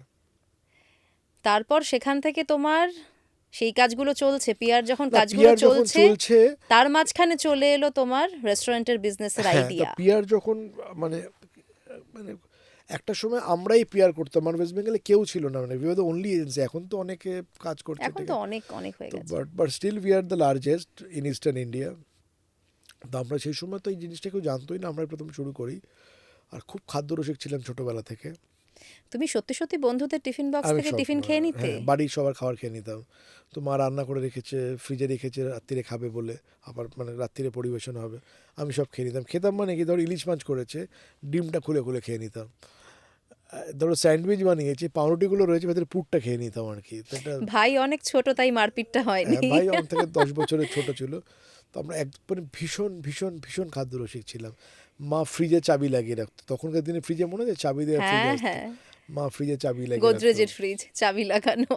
তো যখন পিয়ারের ব্যবসাটা একটা জায়গায় পৌঁছেছে, সেই সময় আমাদের ছোটো থেকে ইচ্ছে ছিল একটা খাবারের স্পেসে কিছু করার।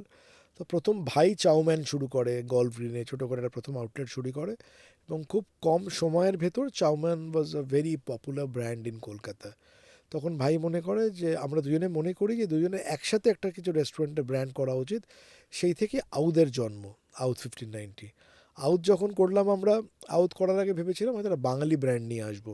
অনেক রিসার্চ করলাম, কিন্তু বাঙালি ব্র্যান্ডে দেখলাম অনেকগুলো স্তর আছে। স্তর মানে কি, ইয়া একদম হুম হুম। পাইস হোটেল, তার উপরে আছে কস্তুরি, তার উপর ভজরি মান্না, তার উপর সিক্স বালিগঞ্জ প্লেস, তার উপর ও ক্যালকাটা, তার উপর আহেলি, তার উপর আমাদের সোনারগাঁও তাজ বেঙ্গলে। কিন্তু আর একটা জিনিস দেখলাম, এই বিরিয়ানি আর কাবাব যে সেগমেন্টটা ছিল না, ওখানে এক জায়গায় ছিল প্রসিদ্ধ দোকান লাইক আমিনিয়া, সিরাজ, রয়্যাল, আর তার উপরেই দামপুক্ত। মাঝামাঝি কিন্তু কোনো জায়গা ছিল না।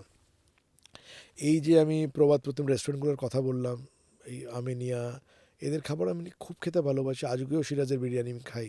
কিন্তু আমি কিন্তু কোনো অকেশন সেলিব্রেট করতে ওখানে যাব না।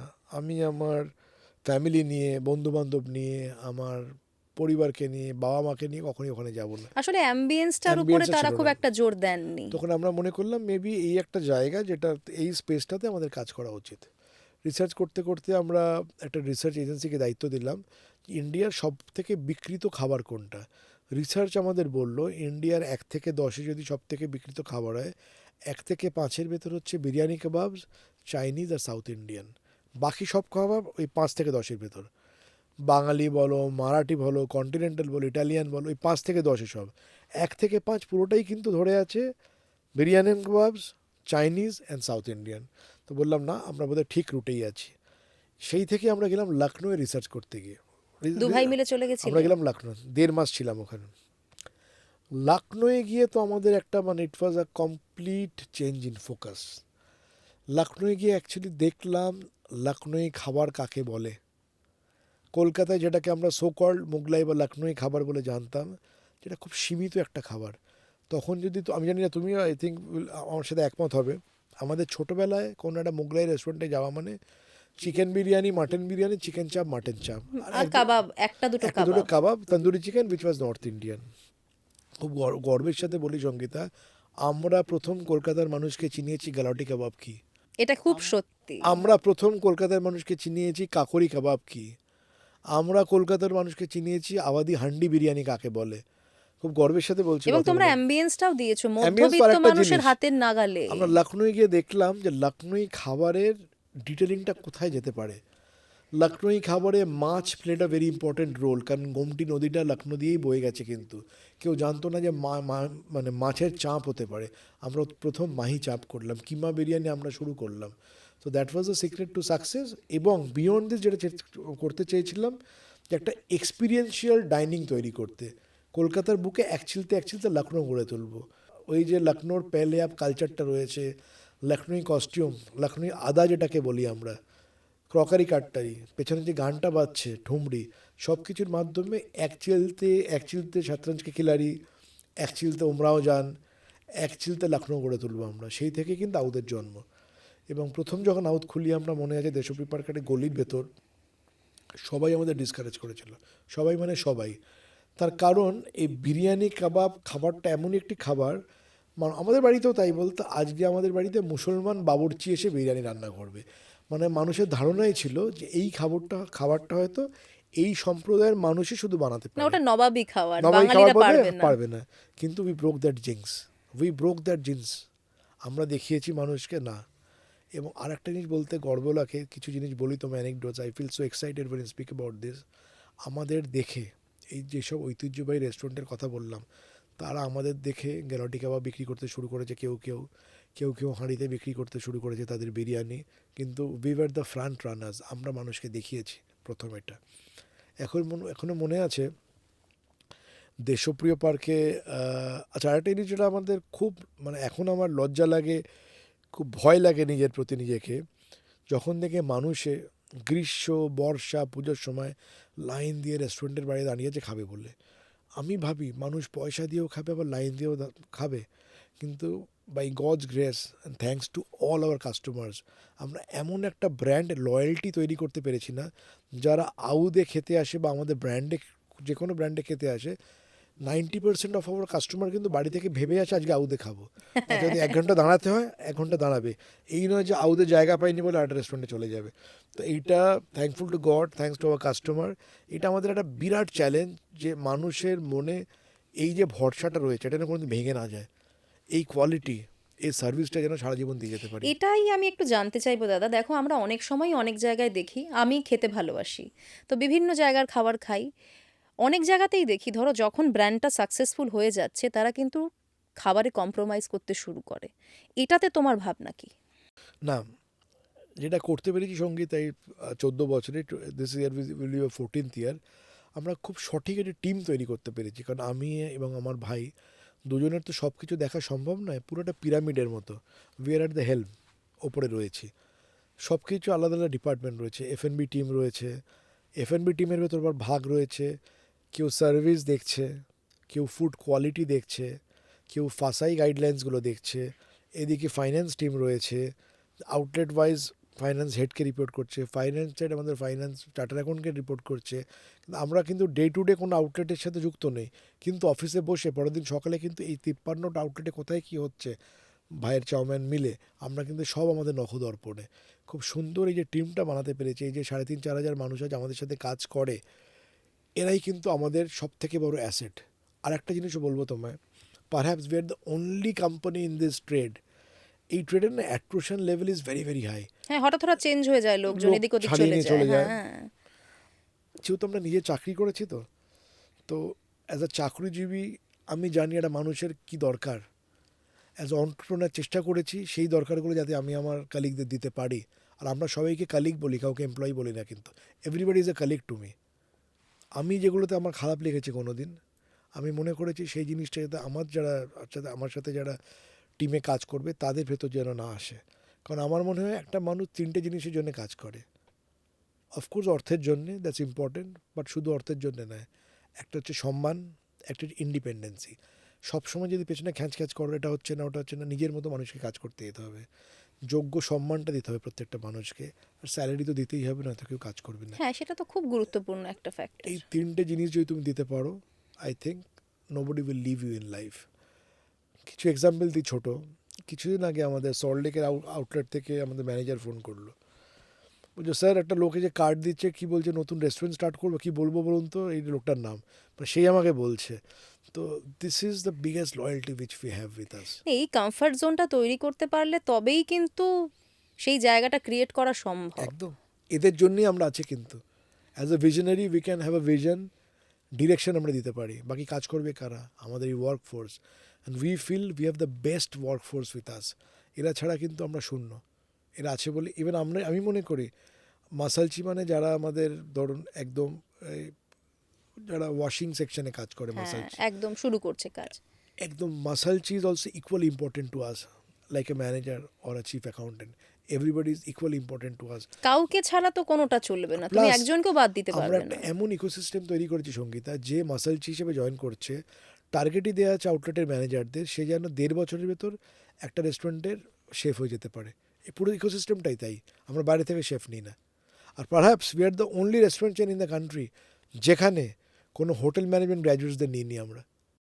আছে 2-4 সিনিয়র লেভেলে, তার কারণ চেষ্টা করেছি গ্রামের মানুষদের নিয়ে এসে তাদেরকে শিখিয়ে পড়িয়ে একটা প্ল্যাটফর্ম ক্রিয়েট করার। তাতে কি হয়, তাদের কাছে তো স্বপ্নের মতো, তারা কোনোদিন আমাদের ছেড়ে যায় না, কারণ তাদের আমরা সেই প্ল্যাটফর্মটা দিয়েছি। আমরা যে বিদেশে যাই, কিছু এক্সাম্পল বলি তোমায়, আমরা এভরি অল্টারনেট ইয়ার কোর টিমকে নিয়ে একটা নতুন কোনো দেশে যাই দেখাতে। এতে এদের যে এক্সাইটমেন্ট, কারণ এরা গ্রামের ছেলে, পাসপোর্ট তো দূরের কথা, সারা জীবন প্লেন খালি আকাশেই দেখেছে গ্রামের খেতে দাঁড়িয়ে। তারা যখন সেই ফ্লাইটে করে বিদেশ যায় বেড়াতে, তাদের চোখে মুখে যে হ্যাপিনেস, যে এক্সাইটমেন্ট দেখতে পাই, ওখান থেকে শিখে আসার যে প্রবণতাটা দেখতে পাই, সেটা কোনোদিন কারোর ভেতর পাই না। তো that is very very important. আর একটা ছোট্ট গল্প আমার মনে পড়ে, আমরা মালয়েশিয়া গিয়েছিলাম কিছু বছর আগে। মালয়েশিয়া থেকে ফিরছিলাম কুয়ালামপুর থেকে, the flight was delayed for a very very long time.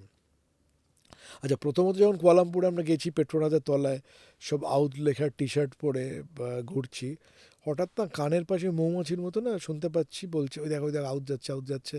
মানে বাঙালি যারা ট্যুরিস্ট গেছে তারা মানে দে আর সো গর্বিত, চেনা চেনা ব্র্যান্ড দেখেছে বিদেশের সো গর্বিত, মাটিতে। দেখ আউট থেকে সেখানে মধ্যে আউট খুলছে, ওরা মালয়েশিয়াতে আউট খুলছে, কোথায় করেছে জিজ্ঞেস কর, মানে কানের চারিদিকে মৌমাছির মতো শুনতে পারছি, বোম্বো যেরকম করে। এবার এয়ারপোর্টে এসেছি, আবার আমরা টি শার্ট পরে ফিরছি, দ্য ফ্লাইট ওয়াজ ডিলেড। বিশ্বাস করবে না Sangeeta, that was a Calcutta bound flight, most passengers were Bengalis and flight was delayed for a very long time. 17 ঘন্টা ডিলেড ছিল। অলমোস্ট আমাদের ঘিরে ধরে, যেখানে কিছু খাবার বানিয়ে দিতে পারবে না আমাদের, এখানে তো ফুড কোর্ট রয়েছে। সাংঘাতিক। এটাই সব থেকে বড় প্রাপ্য আমাদের, আমি বলবো এর থেকে বড় প্রাপ্তি কিচ্ছু নেই। না না, সত্যি সত্যি, ধরো মানুষ যদি তোমার সাথে কাজ করে কমফোর্টেবল হয়, তাহলে কাজটা তারা ভালো করেই করবে। অ্যাবসলিউটলি, আমি নিজেও এটা ফিল করি।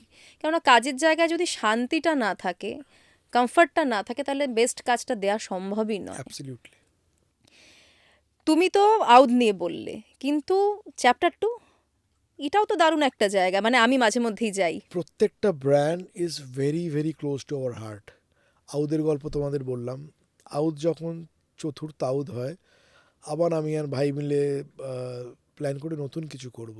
নতুন কিছু করতে গিয়ে দেখলাম আবার সব, আচ্ছা প্রত্যেকটা রেস্টুরেন্ট চেন যেটা রয়েছে আমাদের ব্র্যান্ড, প্রত্যেকটা কিন্তু একটা এক্সপিরিয়েন্সিয়াল ডাইনিং আমাদের, মানে সব কিছুর ভেতরে একটা এক্সপিরিয়েন্স রয়েছে। তো আমরা দেখলাম আমাদের ছোটোবেলা অনেকটা সময় কেটেছে পার্ক স্ট্রিটে, মূলত আমার ভাইরও।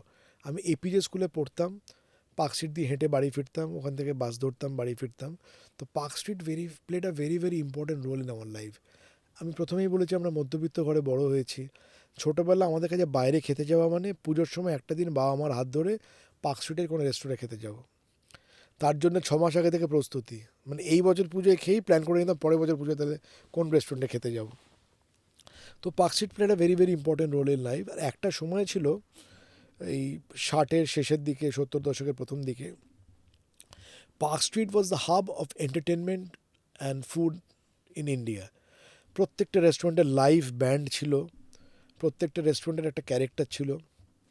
সারা ইন্ডিয়া থেকে মানুষ বুধবার দিন সন্ধ্যাবেলা কলকাতায় আসতো, বৃহস্পতিবার কাজ করতো, শুক্রবার সকালে কাজ করতো, শুক্রবার সন্ধ্যাবেলা পার্ক স্ট্রিটে পার্টি করতো, শনিবার সকালে গলফ খেলতো, শনিবার সন্ধ্যাবেলা আবার পার্টি করে রোববার যে যা শহরে ফিরে যেত।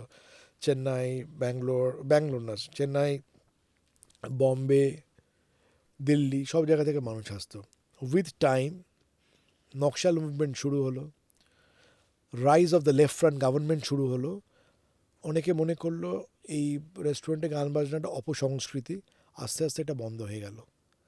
তার সাথে লেবার মুভমেন্ট চালু হলো, প্রত্যেকটা রেস্টুরেন্টে লেবার মুভমেন্ট চালু হলো, একটা লেবার আনরেস্ট চালু হয়ে গেল। আস্তে আস্তে আস্তে এটা লুপ্ত হয়ে গেল। আমরা হারিয়ে ফেললাম কি, স্কাই রুমের মতো একটা রেস্টুরেন্ট, পেলেটির মতো একটা রেস্টুরেন্ট। আস্তে আস্তে এইসব খাবারগুলো কিন্তু হারিয়ে গেল। চ্যাপ্টার 2-র মাধ্যমে আমরা ফিরিয়ে আনতে চেয়েছি park street of 40s, 50s and 60s। Chapter তাই জন্য লাইভ মিউজিকটা শুধু ওখানে তাই জন্য না, রয়েছে। চ্যাপ্টার 1 মানে প্রথম অধ্যায় park street, and chapter 2 is park স্ট্রিটের রিবার্থ। চ্যাপ্টার 2 দিয়ে পার্ক স্ট্রিটকে আমরা ফিরিয়ে আনলাম আবার। সেই খাবারটা যেটা একসময় ফারপোজে পাওয়া যেত, পেলেটিতে পাওয়া যেত, স্কাই রুমে পাওয়া যেত, এখন খুব সীমিতভাবে পাওয়া যায় বেঙ্গল ক্লাবে, কিছুটা পাওয়া যায় গ্র্যান্ড হোটেলে, কিছুটা পাওয়া যায় মোক্যাম্বোতে। আমরা চেয়েছি সেই খাবারটাকে ফিরিয়ে আনতে। এটা কিন্তু পুরোপুরি কন্টিনেন্টাল নয়, জানো না, তো, মানে এখানে এটা বাংলার একটা না মিশেল না আছে। না না, এখানে বলি ব্যাপারটা, there is nothing call continental food. এটাও একটা মিথ, কিন্তু কন্টিনেন্টাল ফুড বলে কিছু নেই যেটাকে আমরা কন্টিনেন্টাল হিসেবে জানি। সাহেবের এখানে ছিল, সাহেবরা কিছু ইন্ডিয়ানদের বিয়ে করে, সাহেবরা চলে যায় আমাদের ছেড়ে, একটা নতুন সম্প্রদায় ক্রিয়েট হয় যাকে আমরা বলি Anglo Indian. So what we perceive as continental food is actually Anglo Indian food. তার কারণ আমি বহুবার ইংল্যান্ডে গেছি, লন্ডনে গেছি, ওরা কিন্তু টেট্রোজিনি জানে না, কি প্রন ককটেল কি জানে না, আমরা অ্যালেকিভ জানে না, এগুলো কিন্তু সব অ্যাংলো ইন্ডিয়ান খাবার। কিন্তু ভাবো কত ফেমাস আমাদের এখানে। একদম, কিন্তু এটাকে আমরা বলি continental, this is not continental, this is Anglo Indian cuisine. তো চ্যাপ্টার 2 আমাদের ট্রিবিউট টু পার্ক স্ট্রিট। আর তোমরা তো জানো আমরা নতুন আমাদের রেস্টুরেন্ট ব্র্যান্ড শুরু করেছি, হ্যাঁ। Chowdhury and company. এবার পুজো স্পাইস হোটেলকে ফিরিয়ে আনার এই চেষ্টাটা কেন হঠাৎ করে? এগেন ওই যে সব থেকে তো প্রথমে 14 বছর আগে আমরা প্ল্যান করেছিলাম বাঙালি রেস্টুরেন্টে আসবো, বাঙালি রেস্টুরেন্ট নিয়ে আসবো, কিন্তু রিসার্চ সবসময় চলছিল মাথার পেছনে, ভেবেছিলাম যদি কোনোদিন বাঙালি রেস্টুরেন্ট নিয়ে আসি মি টু হতে চাই না, মানে সবাই যেটা করেছে আমরাও আর একটা বাঙালি রেস্টুরেন্ট করবো, একই ভিড় হারিয়ে যেতে চাইনি। তো রিসার্চ করতে গিয়ে আবার দেখলাম এই পাইস হোটেল কালচার যেটা, সেটাও কিন্তু লুপ্ত, খুব সীমিতভাবে দু একটা জায়গায় রয়েছে, খুব জীর্ণ অবস্থায় রয়েছে। অ্যান্ড পাইস হোটেলের গল্পটা নিশ্চয়ই তোমরা জানো, যখন ব্রিটিশাররা প্রথম আমাদের রাজ্যে আসে, প্রথম যে দুটো জিনিস ওরা গড়ে তোলে, একটা ছিল পোর্ট আর কোর্ট। পোর্ট আর কোর্টে কাজ করবে কারা? বিভিন্ন আশেপাশের মানুষরা এসে কাজ করবে, তখনকার মানুষ, গ্রামের মানুষ খুব বেশি খেত, তাই জন্য কিন্তু পোর্ট আর কোর্টের চারপাশে গড়ে উঠলো পাইস হোটেল। পাইস হোটেল মানে কি? 1 টাকার বিনিময়ে পেট চুক্তি খাবার, 1 টাকায় আনলিমিটেড ভাত, ডাল, আর তার সাথে যদি এক্সট্রা কিছু নিতে চাও মাছ বা মাংস, সেটা আলাদা করে পয়সা দিয়ে কিনতে হবে। পাইস হোটেল গজিয়ে উঠলো, বহু সিনেমায় দেখবে, বহু গদ্যে দেখবে, বহু উপন্যাসে অনেক কিছুতে পাইস আছে। হোটেলের তোমার রেফারেন্স রয়েছে। ইনফ্যাক্ট এত বড় একটা আমাদের বই রয়েছে, আদর্শ হিন্দু হোটেল। আমি রানাঘাটের মানুষ, হ্যাঁ, অবশ্যই জানি। আদর্শ হিন্দু হোটেল আমরা পড়েছি ছোটোবেলায়। বাট পাইস হোটেল এগেন উইথ টাইম খুব ডিল্যাপিডেটেড কন্ডিশনে চলে গেল। তো চৌধুরী অ্যান্ড কোম্পানির মাধ্যমে একটা টাইম ল্যাপসে মানুষকে নিয়ে গেছি, straight from the decor to the food, everything, যেখানে আবার সেই পাইস হোটেলটাকে মানুষ ফিরে পাবে, একটা মিউজিয়ামের মতো। Chowdhury and companies extreme, all the restaurants are close to my heart, but Chowdhury and company and chapter 2 is something যার পেছনে it's just a labour of love from, it's not a restaurant, এটা কিন্তু ব্যবসা নয়, it's a labour of love, একদম আত্মা থেকে এটা করা। কিন্তু আউদতাই, আউদতাই of course, but specially Chowdhury and company আর এই আমাদের chapter 2 is just our heart, হার্টটাকে খুলে বাইরে বার করে এটা দিয়েছে। কলকাতার সোল। ইটস এ সোল, আমার সোলটাকে খুলে বাইরে বার করে দিয়েছে। একটা কথা বলো দাদা, এই যে ধরো কথায় কথায় শোনা যায় বাঙালি ব্যবসা করতে পারে না, মধ্যবিত্ত ফ্যামিলির দুজন মানুষ তারা এত সাকসেসফুল নিজেদের কাজে, এটা তো একটা বিশাল বড় ইন্সপিরেশন। যারা ধরো এখন আবার আস্তে আস্তে ব্যবসায় ফিরছে, যে বাঙালিরা, তাদেরকে তুমি কি বলবে? বাঙালি ব্যবসা করতে পারে তো? না, আমার মনে হয় এখানে একটু ভুল আমাদের বোঝার, কিন্তু একটা সময় কিন্তু বাঙালি দেখিয়েছিল ব্যবসা হয়, তো টেগোর ফ্যামিলি এবং প্রচুর সেই সময় কিন্তু বাঙালি ব্যবসাদার ছিল। এগেন উইথ টাইম, যেটা বললাম, একটা সময় একটা আনরেস্ট চলে আসে আমাদের স্টেটে, মানুষ মনে করে যে না, বোধহয় ব্যবসা করাটা ঠিক নয়, চাকরি বাকরি করুক, এটা বোধহয় বেটার, তা সেখান থেকে ডাইলুটেড হয়ে যায়। কিন্তু in the last 1 decade, last 8-10 বছরে কিন্তু প্রচুর বাঙালি ব্যবসা বড় হয়েছে। Biggest example is Bandhan bank, one of the largest banks in the country, owned by a Bengali today. আরও অনেক কলকাতা ব্র্যান্ড হয়েছে, doing excellent wonder. Senco Gold is one of the largest jewellery brands in the country today, they're all Bengalis. অনেক বাঙালি ব্যবসাদার এগিয়ে আসছে। আমাদের স্পেসে food and বেভারেজে প্রচুর ইয়াংস্টার্স, তারা খাবারের ব্যবসা আসছে। আর তুমি যদি বলতে পারো what is the secret to success, I would say, দেখো সাকসেস শর্টকাটে হওয়া যায় না, মানে তুমি এসকেলেটার চড়ে সাকসেস করতে পারবে না। অনেকে আমি দেখি আজকাল ভাবে বোধ হয় এই রেস্টুরেন্টের ব্যবসাটা খুব গ্ল্যামারাস, রেগুলার কাগজে ছবি বেরোয়, it's very hip hop kind, it's not that. Whatever business you do, you have to go to the root, মানে প্রত্যেকটা জিনিস নিজের নখদর্পণে রাখতে হবে। যেইটাই তুমি, যেই সাবজেক্টে তুমি, যেই স্পেসেই তুমি কাজ করো না কেন, পুরো সাবজেক্টটাকে গুলে খেতে হবে।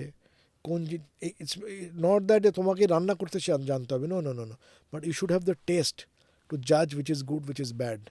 তোমাকে একটা ভিশন নিয়ে এগোতে হবে, আর সব থেকে বড়ো কথা পেশেন্স রাখতে হবে। যদি পেশেন্স আর ভিশন ঠিক থাকে, যে কোনো মানুষ সাকসেস পাবেই।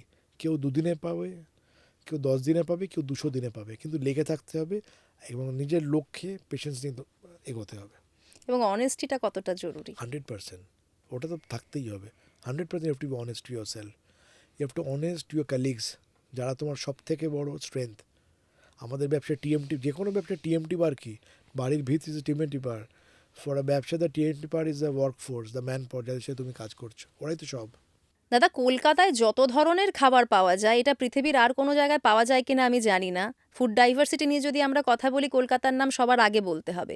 কিন্তু কখনো কখনো কলকাতার ফুডের হাইজিন নিয়েও কিন্তু কথা ওঠে।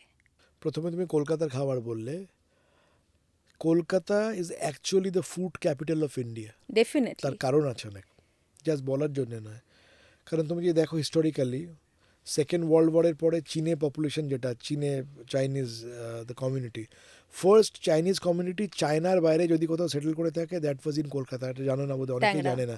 না, ট্যাংরা তো অনেক পরে, বউবাজারে, আচ্ছা, টিরেটি বাজার যেটা। চিতপুরে। হুম। প্রথম চাইনিজ কমিউনিটি আউটসাইড চায়না, সারা পৃথিবীতে কোথাও যায়নি কিন্তু, বিকজ দ্য নিয়ারেস্ট পোর্ট ওয়াজ ক্যালকাটা। ওরা কিন্তু এখানে চলে আসে। প্রথমে ওরা আফিনের ব্যবসা করতো, পরে দেবার কবলার্স, জুতোর ব্যবসা শুরু করে, ডেন্টিস্ট হয়, ওষুধের কাজ শুরু করে। সো যেহেতু চাইনিজরা প্রথমে এখানে সেটেল করে, so we have the first Chinese food of the country here. তো চীনেরা তো এখানে সেটেল করলো। ওয়াজেদ আলী শাহকে ব্রিটিশাররা তাড়িয়ে দিল from Lucknow, he settle in Calcutta. Wajed Ali শাহর হাত ধরেই কিন্তু আমরা প্রথম পেলাম বিরিয়ানি এবং কাবাবের এত বড় একটা সম্ভার। প্রথম ব্রিটিশাররা কিন্তু স্থাপত্য নিজেদের বসালো কলকাতাতেই, সেখান থেকেই পেলাম আমরা continental Anglo Indian food. Portuguese, Dutch, French গঙ্গার পাড়ে নিজেদের বসত তৈরি করলো, all the way from Shrirampur, Chandannagar, এই সংলগ্ন এরিয়া। সেখান থেকে কিন্তু আমরা প্রথম শিখলাম সন্দেশ কী করে বানাতে হয় ছানা কেটে। তো প্রত্যেকটা খাবারে কিন্তু একটা রুট কলকাতার সাথে রয়েছে। সো আমার মনে হয় এটা নিয়ে একটা মুভমেন্ট করা উচিত আমাদের সব বাঙালিদের, যে Kolkata should be the food capital of the country, because Calcutta is the only city in India যেখানে প্রত্যেকটা খাবারের সাথে একটা ঐতিহ্য লুকিয়ে আছে। তুমি যেখানেই যাও ইন্ডিয়ার কোথাও কিন্তু ঐতিহ্য পাবে না। হ্যাঁ, খাবার পাওয়া যায়, বাট এই যে ডিটেলড একটা লেগেসি, হিস্ট্রি কোথাও পাবে না। এটা আর কিন্তু ম্যাক্সিমাম মানুষ স্বীকারও করে। আর West Bengal is the only state in the country যেখানে প্রত্যেক 50-100 কিলোমিটার পরে পরে খাবারটা চেঞ্জ হয়ে যায়। উত্তর 24 পরগনার খাবার একরকম, দক্ষিণ 24 পরগনার খাবার একরকম, মেদিনীপুরের খাবার একরকম, নর্থ বেঙ্গলের খাবার একরকম, হুগলির খাবার একরকম, বীরভূমের খাবার একরকম, বর্ধমানের খাবার একরকম, পুরুলিয়ার খাবার একরকম, এবং প্রত্যেকটা খাবারে কিন্তু একটা ডিটেলড বৈশিষ্ট্য রয়েছে, কোথাও পাবে না। So West Bengal and Kolkata is the actual food capital of India. সেটা তো বটেই। আমি খালি তোমার কাছ থেকে জানতে চাইছিলাম, এই যে ফাসাই। অনেকে হ্যাঁ হাইজিনটা নিয়ে কম্প্রোমাইজ করে এটা একটু ফেলছে। তোমায় কারেক্ট করে দিই, লাস্ট 2-3 বছরে দ্য সামথিং কল ফাসাই, তুমি বোধহয় জানো। FSSAI guidelines are becoming stronger and stronger day by day. ফাসাইয়ের দুটো ইউনিট আছে, একটা হচ্ছে control by the central government, আর একটা control by the state government through the corporation and the municipal bodies. ওরা কিন্তু রেগুলার চেকিংয়ে বেরোয়, প্রচুর অ্যাওয়ারনেস হয়, প্রচুর ফাসাই গাইডলাইন্স আছে। কিন্তু এই যে ধরো বিরিয়ানির ক্ষেত্রে বলছি, অনেক সময় কি অনেক রেস্টুরেন্ট কালার দিয়ে বিরিয়ানি বানায়, তারও পারমিসেবল লিমিটস আছে, তুমি কী কালার ইউজ করতে পারো, জলটা কতদিনের অবধি তুমি স্টোর করতে পারো। এবং কর্পোরেশন থেকে রেগুলার এখন রেড হয়, রেস্টুরেন্ট থেকে স্যাম্পেল তুলে নিয়ে যায়, এবং যদি দেখে স্যাম্পেলের মান ঠিক নেই, ওরা কিন্তু রেস্টুরেন্টকে রেগুলার ফাইন করছে। মানুষ হয়তো জানেন এই ব্যাপারটা। লাস্ট 3 বছরে FSSAI has become very very strong, both for restaurants and for street food vendors. এই যে রাস্তায় যারা খাবার বিক্রি করছে তাদের জন্য কিন্তু ফাসাই রেগুলার ট্রেনিং করছে, এবং রেগুলার এটা নিয়ে কাজ হয়। এবং যে ক্লাউড কিচেনগুলো ধরো এখন সুইগির জন্য বা এই জাতীয় যে সংস্থাগুলো রয়েছে তাদের জন্য প্রচুর ক্লাউড কিচেন থেকে খাবার সাপ্লাই হয়, তাদের ক্ষেত্রে কি কিছু হয়? সুইগি আর জোম্যাটোতে যদি ফাসাই লাইসেন্স না থাকে, ওরা নথিভুক্তই করবে না। So first you to take a FSSAI licence. FSSAI licence তখনই দেবে যখন তুমি ওদের প্যারামিটারগুলোকে মেনটেন করবে, তবেই সুইগি জোম্যাটোতে খাবারটা বিক্রি করতে পারবে। তাহলে আমরা একটু নিশ্চিন্ত হতে পারি। Absolutely yes, absolutely yes. দাদা, এবার অন্য পার্টে চলে যাচ্ছি। এবার তোমার মিউজিকের পার্টটায় চলে যাই একটু ছোট্ট করে। তুমি গান দিয়েই নিজের কেরিয়ার শুরু করেছিলে, ড্রাম বাজাতে। তারপর অনেক বাংলা সিনেমাতে এবং একটা দুটো মনে হয় হিন্দি সিনেমাতেও তুমি একটা হিন্দি মিউজিক ছবি ডিরেকশন করেছিলাম, হ্যাঁ। করেছো। একটু বলো আমাদের, এটা তুমি বলতে চাও না না, পুরোপুরি? বলতে চাই না, মানে যখন জীবনে কেরিয়ার শুরু করি, ছাত্র জীবনে স্বপ্ন ছিল মিউজিক ডিরেক্টরই হব। সেই সময় মুন্না রাজ হিসেবে আমরা মিউজিক করতাম। আমি, মুন্না রাজ আমার পার্টনার। মুন্না রাজ হিসেবে অনেক কাজ করেছি, অনেক কাজ করেছি। অভিজিৎদার প্রথম বাংলা গানই আমাদের সুরে ওলে ওলে হিট হওয়ার পর, শানুদার 3টে অ্যালবাম আমাদের সুরে রয়েছে, অমিত কুমারের অ্যালবাম রয়েছে আমাদের, আলকাজি রয়েছে, সাধনাজি রয়েছে। একটা সময় পুজোর গান বলতে কিন্তু, মানে অফকোর্স পুজোর গান তো হিস্টোরিক্যালি হেমন্তবাবু করেছেন, মান্না দে করেছেন, আর ডি বর্মন করেছেন, কিশোর কুমার করেছেন। পরের দিকে কিন্তু আমরা পুজোর গান, মানে আমাদের কোর এরিয়া ছিল পুজোর গানই। তো তারপর বাকরিতে ঢুকে যাওয়ার পরে একটু গান বাজনাটা ব্যাকসিট নিয়ে নিয়েছিল, কিন্তু লাস্ট 7-8 বছর ধরে কিন্তু খুব সিরিয়াসলি আবার গান বাজনাটা শুরু করেছে। আমরা রূপমের সাথে একটা সিঙ্গেলস করলাম আগের বছর, এই প্রথম অজয় চক্রবর্তী এবং উষাদিকে দিয়ে আমরা একটা রক গান করিয়েছি, রক স্তোত্র বলে। ফাটাফাটি মানে গানটা উষা, আমি উত্থুপ শুনেছি। এবং অজয়দার যুগলবন্দি আমাদের সুরে। আমরা জানকে লঞ্চ করলাম, জান হচ্ছে শানুদার ছেলে, জানকে প্রথম আমরাই লঞ্চ করলাম। আমার বন্ধু সুরিন্দর ফিল্মসের কর্ণধার রানে গানটা লঞ্চ করেছে। একটা খুব বড় গান আসছে আমাদের, কৈলাসকে দিয়ে গাওয়ালাম, কৈলাস খের, ওটাও খুব শিগগিরই লঞ্চ হবে, গানটা গঙ্গার ওপর। আর একটা বড় ছবি করলাম বৃশ্চিক রহস্য বলে, রিঙ্গোর, সেখানেও 3টে গান আছে, সেটা বেরোবে। আর একটা ছবির গান করছি, দেখেছো হয়তো কাগজে, সিনেমাটার নাম হচ্ছে রাহুল দেব বর্মন, 3 বন্ধু, রাহুল দেব আর Sachin Burman. This film is also tribute to R D Burman. সেই ছবিটার গানটাও কমপ্লিট, সেগুলোও বেরোবে এবছরে। তো প্রচুর গানেরও কিন্তু প্রচুর কাজ হচ্ছে এখন, মানে মানে খুব সিরিয়াসলি গান মানে এবার বাজনাটাকে নিয়েছি। সবকটা প্যাশনকে তুমি একসঙ্গে রাখছো। একদম, মানে ইকুয়াল ইম্পর্টেন্স দিচ্ছি, বয়স বেড়ে যাচ্ছে তো। আর তো অ্যাক্টিভ লাইফ 20 বছর, যা করতে হবে আর 20 বছর করে দিয়ে যেতে হবে। আর লেখালেখি? এখানেই তো চলছে, ওটা তো সোল। জানো বোধহয় টেলিগ্রাফে আমি লিখি 15 দিনে একবার করে on wild life and food, ধারাবাহিকভাবে আমাদের কলম চলে টেলিগ্রাফ, সেটা তো বেরোতেই থাকে। রোর নামে যে বইটা তুমি লিখলে, কি আছে সেটাতে? ওটা that was mostly coffee table book, ছবির বই ওটা, বাঘের। এই যে লাস্ট 25 বছরের আমার জার্নি বিভিন্ন টাইগার রিজার্ভে, তারই একটা কম্পাইলেশন। আর আমরা গত 2 বছর আগে প্রজেক্ট টাইগারের 50 বছর পূরণ করলাম। প্রজেক্ট টাইগার মানে হচ্ছে ইন্দিরা গান্ধী কিন্তু প্রথম আমাদের দেশে ওয়াইল্ড লাইফ প্রোটেকশন অ্যাক্টটা নিয়ে আসে, যার 50 বছর হলো এই লাস্ট 2 বছর আগে। এবং একটা সময় কি হয়, বাঘের পপুলেশন খুব কমে গিয়েছিল, কারণ প্রচুর পোচিং হতো, সেই সময় হান্টিং চলতো। এক সময় ইন্দিরা গান্ধী মনে করেন যে না, এক্ষুনি আমাদের বাঘ বাঁচানো দরকার, তো 50 বছর আগে প্রথম প্রজেক্ট টাইগার উনি শুরু করেন। এবং 50 years টাইম, আজ we have more than 3700 tiger in the country, which contributes to 70% of the tiger population in the world. পৃথিবীতে যেখানে যেখানে টাইগার আছে 70% টাইগার কিন্তু ইন্ডিয়াতেই রয়েছে, which is about 3700 টাইগার। তো this book is a celebration to 50 years of Project Tiger and my tribute to the forest guards, forest guides, forest villagers, যাদের জন্যই বাঘগুলো বেঁচে আছে। তুমি ফ্যামিলি লাইফ অ্যান্ড তোমার এত রকমের কাজ কিভাবে ব্যালেন্স করো, এটা আমাকে একটু বলো, এটার পেছনের কি রহস্য? না, অন্য কিছুই না, আমার মনে হয় যদি সবাইকে সবার রেসপেক্টটা দেওয়া যায়, ফ্যামিলির রেসপেক্টটা ফ্যামিলির জায়গায়, আমার কাজটা আমার ব্যক্তিগত কাজ, আবার ফ্যামিলি যখন একসাথে আছি আমরা একসাথে ফ্যামিলির সাথে টাইম স্পেন্ড করছি, আবার তার বাইরে যেটা আমার নিজস্ব সময়, সেখানে আমি নিজের মতো কাজ করি। আমার ফ্যামিলি, আমার কন্যা বাইরে থাকে, স্ত্রী আছেন এখানে কলকাতায়, তো সবার টাইম আলাদা আলাদা করে ভাগ করা রয়েছে। We give space to each other, যাতে যে যার কাজটা নিজের মতো করতে পারে, ইয়েট উই আর টুগেদার। এটাই যে মেনে নিতে পারবে, I think they will be the winner. দাদা, কথায় বলে একজন সাকসেসফুল পুরুষের পেছনে একজন নারীর হাত থাকে, সেটা কি বৌদি? তোমার মায়ের রোলটাই বা কি? মা তো নিশ্চয়ই, আমার স্ত্রীও নিশ্চয়ই রয়েছেন সেখানে, অফকোর্স, কারণ এরা ছিল বলেই হয়তো আমি প্রথম জীবনে এই বড় একটা সাপোর্ট ছিল বলে এগিয়ে আসতে পেরেছি। মা না থাকলে হয়তো আমি প্রথম দিকে পড়াশোনা করে জায়গায় আসতে পারতাম না, মায়ের শাসনের জন্য এখানটা আসতে পেরেছি। বেসিক ডিসিপ্লিন অফ লাইফ বা আমার থেকে শেখা। পরবর্তীকালে বিয়ের পর বউয়ের যদি, আমার স্ত্রীর যদি সাপোর্টটা না থাকতো, চাকরি ছেড়ে হয়তো ব্যবসা আসতে পারতাম না। ইনিশিয়াল ডেজে খুব স্ট্রাগল করেছি, সে সময় পুরো বাড়িটাই দেখেছে আমার স্ত্রী, এখনও উনিই দেখে। তো তার জন্যে মানে this played a very important role in my life. এবং এখন আমার একটি মেয়ে আমার ইউএসএতে থাকে, মাইক্রোসফটে চাকরি করে, এবং তার সাথেও মানে খুব সাংঘাতিক একটা বন্ডিং আমার ব্যক্তিগতভাবে। বছরে একবার অ্যাটলিস্ট চেষ্টা করি কোথাও ট্রেকিংয়ে যাওয়ার, কোনো একটা ওয়াইল্ড লাইফ ট্যুর একসাথে কভার। এই যে সারা বছর কাজ করি, তার একটাই বড় প্রাপ্য থেকে যায়, যেটা যে মেয়ের সাথে একটা বড় কোনো ট্যুরে বেরোবো আর কি। সব কিছুর জন্য করে ওটার জন্য ওয়েট করে থাকি।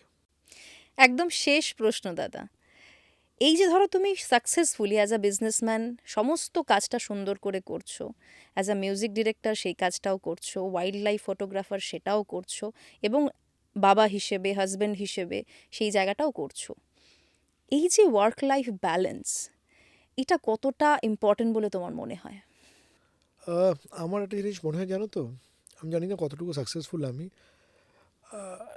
একটা জায়গার পরে না, খুব যখন মানুষ কাজে ব্যস্ত হয়ে যায়, ফ্যামিলি আর কাজটা কিন্তু একসাথে না করা যায় না। এক্ষুনি যেটা বললাম, ফ্যামিলি জানে of course I am there for them, there for me, কিন্তু সবার প্রায়োরিটিটা বোঝা উচিত। কাজই আমার কিন্তু সব থেকে বড় priority. Family is of course important, eye care for my family of course yes, but কাজের থেকে বড় প্রায়োরিটি কিন্তু কিছু নয়। আমার ফ্যামিলি যদি তুমি বলো, আমার যে বৃহত্তর পরিবারটা আমার সাথে রয়েছে, 3,000 মানুষ কাজ করে, I am equally responsible for them. তো আমার ফ্যামিলি কিন্তু সেটাও একটা বড় family, not just my family members in terms of my kid, my daughter, আমার বাবা মা। Yes, they are very very important, but in actual terms আমার পরিবার কিন্তু এটাই, এই 3,000 মানুষের যে পরিবারটা, যাদের জন্যে আমি গানটা করতে পারছি, যাদের জন্যে আমি ফটোগ্রাফি করতে পারি, যাদের জন্যে আমি সব কিছু করতে পারি। তো আমার পরিবারটা কিন্তু অনেক অনেক অনেক বড়। আর ফ্যামিলি লাইফের যে ব্যালেন্সের কথাটা বললে তুমি, অ্যাজ আই সেড, একটা জায়গায় যাওয়ার পর না এটা হয় না, ব্যালেন্স আর করা যায় না। সো প্রায়োরিটিটা বুঝে নেওয়া উচিত, কতটা তুমি ফ্যামিলির জন্য সময় দেবে, কতটা নিজের কাজের জন্য সময় দেবে।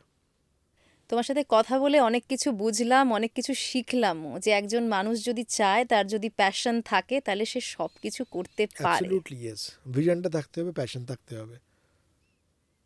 আর আমি একটা জিনিস খুব বিশ্বাস করি, যেটা তুমি দেখবে আমার ওই মোবাইলে হোয়াটসঅ্যাপে যে ইমোজির তলে লেখা থাকে, সেটাও আমি একদম মনে করি মনে প্রাণে, you live life once, so and you are here for a short vacation.